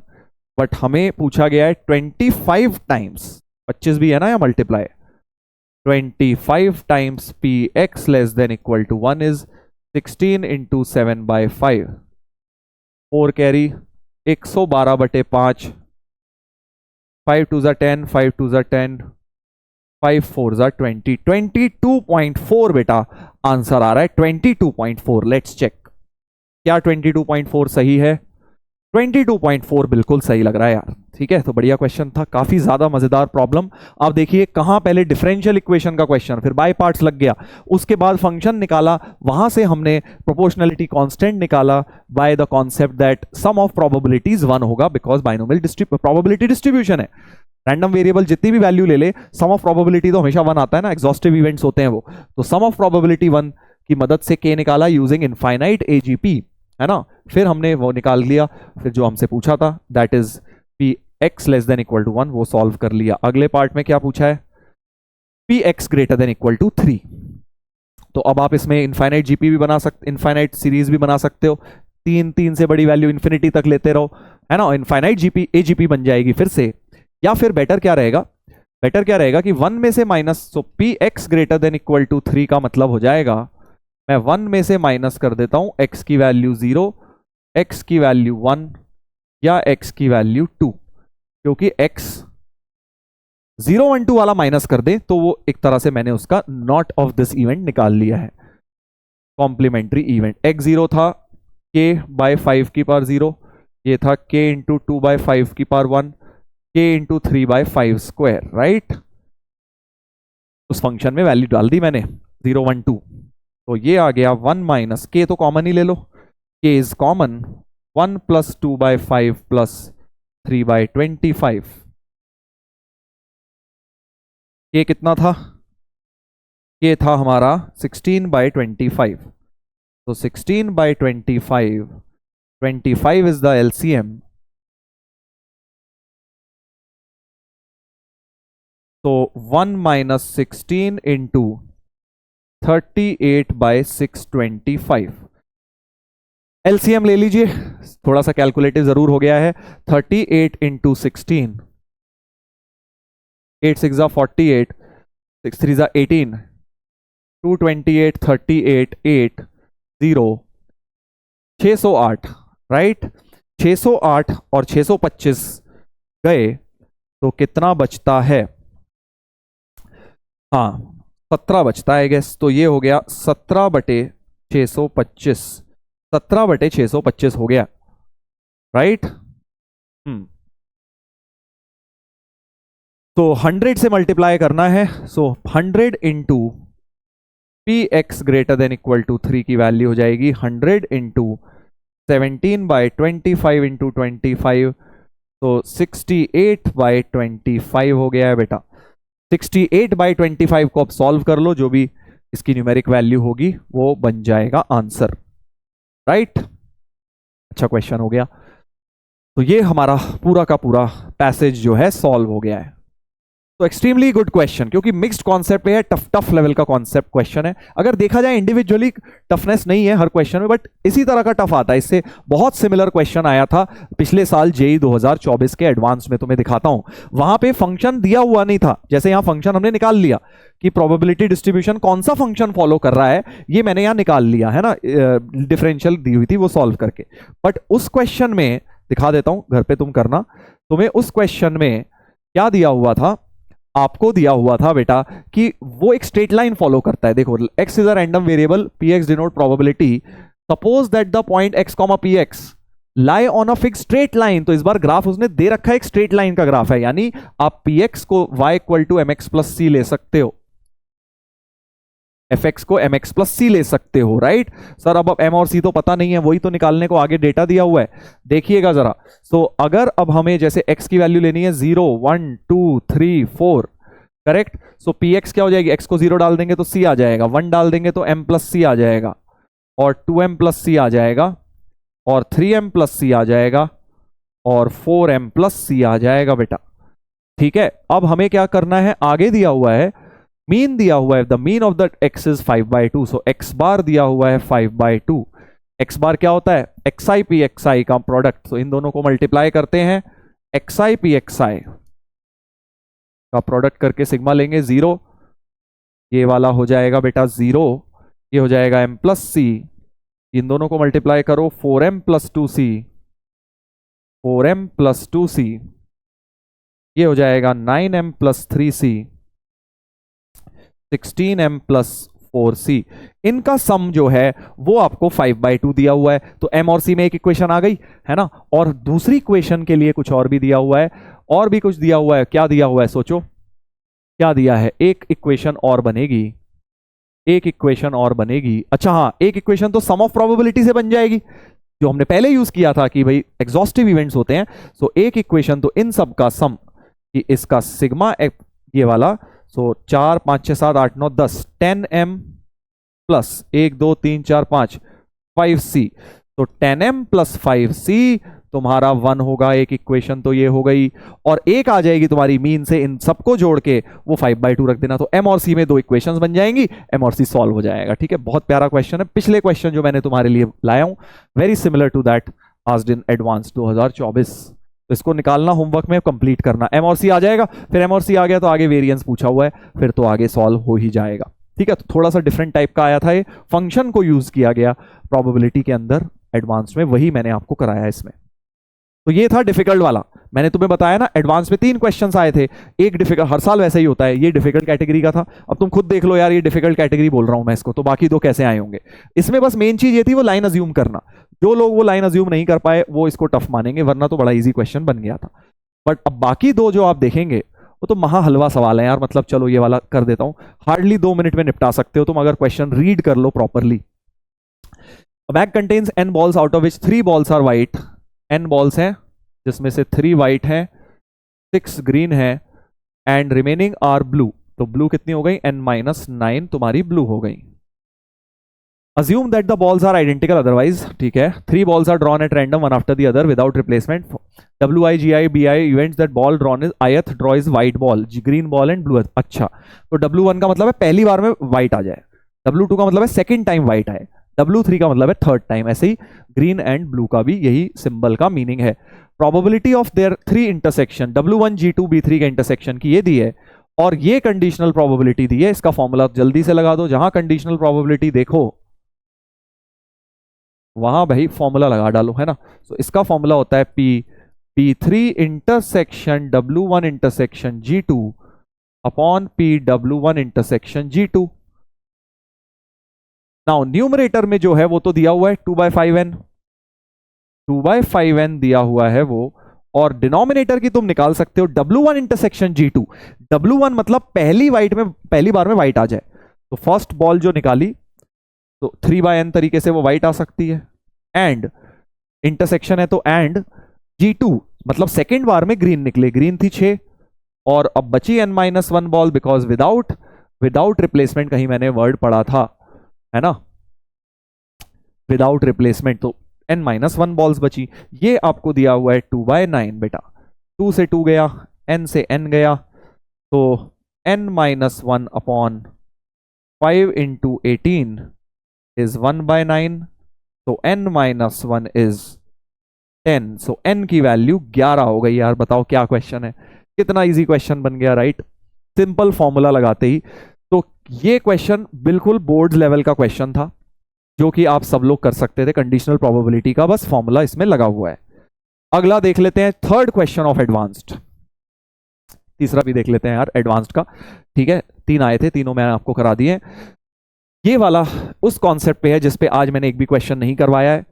कौन सा तुम समझ गए होगे, एक बहुत इंपॉर्टेंट कॉन्सेप्ट होता है प्रोबेबिलिटी में जिसका नाम है Bayes theorem, reverse conditional probability निकालने को। Student appears for a quiz containing only true false type question and answer all the questions. The student knows that answer of some of the question and guesses the answer for the remaining question. काफी similar language NCERT में है, एक question में अगर आपको याद आ रहा हो, whenever the student knows the answer he gives the correct answer. Assume that the probability, तो मैं समझ गया यहां से कि मुझे पार्टीशन करना है, 2 पार्टीशंस करने हैं, E1 he knows और E2 he guesses। देखो जब भी बेस थ्योरम का क्वेश्चन आए आलस मत मचाओ, पहले उसको प्रॉपर लैंग्वेज की तरीके से लिख लो, तो तुम्हें बड़ी प्यार से क्वेश्चन सॉल्व होगा, ठीक है। ओके, और आगे क्या दिया हुआ है, probability that student giving the correct answer for a question given that he guessed it is half, ठीक है। बाकी नोज है तो उसको आता ही है, लिखा हुआ है whenever the student knows the answer he gives the correct, तब तो वो सही बताता ही है, और तुक्का मार के सही होगा हाफ हो जाएगी। Assume that the probability of the answer of a question being guessed given that the students answer is correct, तो अब ई इवेंट गिवन इवेंट क्या है, answer is correct.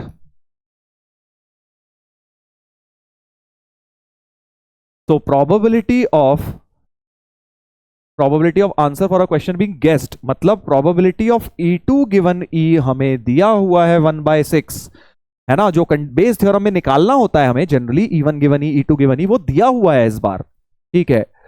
Then the probability that student knows the answer of a randomly chosen question is, मतलब PE1 हमें निकालना है, PE1 को हमने लेट से x कह दिया, PE1 को बेटा x कह देते हैं, तो PE2 ऑब्वियसली 1 - x हो जाएगा, या तो पता होगा या नहीं पता होगा, उसे 2 ही पॉसिबिलिटी है, एग्जॉस्टिव इवेंट्स हैं। और PE given E1, E given E1 1 हो जाएगा कि भाई गिवन उसे आता है, उसको आंसर सही दे देगा, यही सब तो लिखते हैं बेस थ्योरम में, E गिवन E2। अब अगर ये तुम लिखोगे नहीं, आलस मचा दोगे लिखने का, तो तुम ये क्वेश्चन नहीं कर पाओगे, ठीक है। तुम्हें जब भी टीचर ने क्लास में पढ़ाया होगा ये बात जरूर बोली होगी, बेटा इस तरह से बेस थ्योरम में जरूर लिखा करो। कुछ लोग फिर भी एक ही लाइन में सॉल्व करना चाहते हैं, फिर वो लिखते नहीं, फिर टफ क्वेश्चन में फंस जाते हैं। तो ये क्वेश्चन मीडियम था लैंग्वेज की वजह से। ई गिवन ई टू क्या है, probability of answer is correct given, वो तुक्का मारेगा, वो तो हाफ दी हुई थी हमें।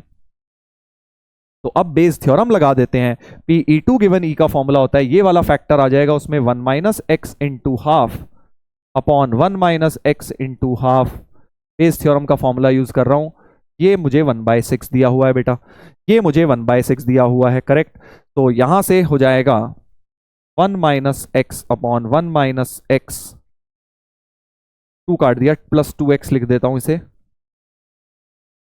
तो 6 minus 6x equal to 1 plus X, तो 7x इक्वल टू 5, x की वैल्यू 5/7। सो प्रोबेबिलिटी की उसे आंसर आता होगा वो 5/7 हो गई, सी ऑप्शन। तो ये था थोड़ा मीडियम लेवल का, प्योरली बिकॉज ऑफ लैंग्वेज। और लैंग्वेज डिकोड की जा सकती थी अगर आप स्टैंडर्ड प्रोसेस फॉलो करते ये लिखने का जो क्लास में बताया जाता है। बेस थ्योरम में यार ये लिख लिया करो, पार्टीशन लिख लो, क्या गिवन इवेंट है वो लिख लो। अगर वो लिखोगे कोई हो ही नहीं सकता तुमसे बेस थ्योरम का क्वेश्चन ना हो, सारे क्वेश्चन हो जाएंगे। प्रॉब्लम क्या है, लिखना नहीं है सर, हमें तो डायरेक्ट आंसर लाना है, फिर वहां पे हमें कंफ्यूजन हो जाता है, हम कर नहीं पाते क्वेश्चन। तो एक एडवाइस है, बेस थ्योरम का क्वेश्चन आए बेटा, पार्टीशंस लिखिए, जो इवेंट गिवन है वो लिखिए, प्रोबेबिलिटी कौन सी गिवन है, E1 E2 की कंडीशनल कौन सी गिवन है, कौन सी निकालनी है, अपने आप तुम्हें समझ आ जाएगा बेस थ्योरम का फॉर्मूला लगाते ही कि क्या आंसर होगा। ठीक है, तो ये 3 सवाल जेईई एडवांस 2024 के मैंने आपको करा दिए हैं। बाकी होमवर्क में बेटा अब आप PYQs इसके जरूर लगाइएगा, 2013 से लेके 2023 तक के आपको जरूर लगाने हैं। 24 के मैंने सारे करा दिए हैं आपको क्लास में आज, और इतना भी कर लोगे तो मोर देन इनफ रहेगा इस चैप्टर के लिए। ठीक है, तो मोस्ट इंपॉर्टेंट टाइप के सारे क्वेश्चंस और सारे कॉन्सेप्ट्स मैंने कवर कर लिए आज। अगर आप देखें बेस थ्योरम का भी कर लिया, कंडीशनल प्रोबेबिलिटी का, बर्नौलीज ट्रायल का, राइट, और कंडीशनल पीएनसी बेस्ड क्वेश्चंस मैंने आपको कराए। उसके बाद क्या बोलते हैं, प्रोबेबिलिटी डिस्ट्रीब्यूशन के मैंने आपको करा दिए, उसमें फंक्शन के साथ मिक्स करके पीएनसी का मीन स्टैटिस्टिक्स का mean, median, mode, median, standard deviation, mean deviation, सारा आपको एक क्वेश्चन में मिक्स करा दिया। तो कोशिश ये करिए इस 1-1.5 घंटे के लेक्चर के अंदर आपको सारे के सारे इंपॉर्टेंट कॉन्सेप्ट इस इंपॉर्टेंट चैप्टर के कराए जाएं, क्योंकि very high weightage chapter, one of the most important. चलिए, तो आई होप मजा आया होगा बेटा तुम्हें इस चैप्टर के अंदर। अब कल से अब हम स्टार्ट करेंगे एक और ऐसी यूनिट जो बहुत स्कोरिंग है। देखो, अगर तुमने ये 4-5 चैप्टर्स जो है ना, जो मैंने आपको बताया, एक मैंने बताया आपको प्रोबेबिलिटी पीएनसी मिला के, एक बताया आपको इंटीग्रल कैलकुलस ये वाला यूनिट, और एक कोऑर्डिनेट ज्योमेट्री अब हम जो शुरू कर रहे हैं। अगर तुमने ये 3-4 चीजें भी अच्छी तरह एग्जाम में क्रैक कर ली तो बहुत इजीली तुम्हारा एडवांस क्लियर होगा, और ये सबसे स्कोरिंग यूनिट्स हैं।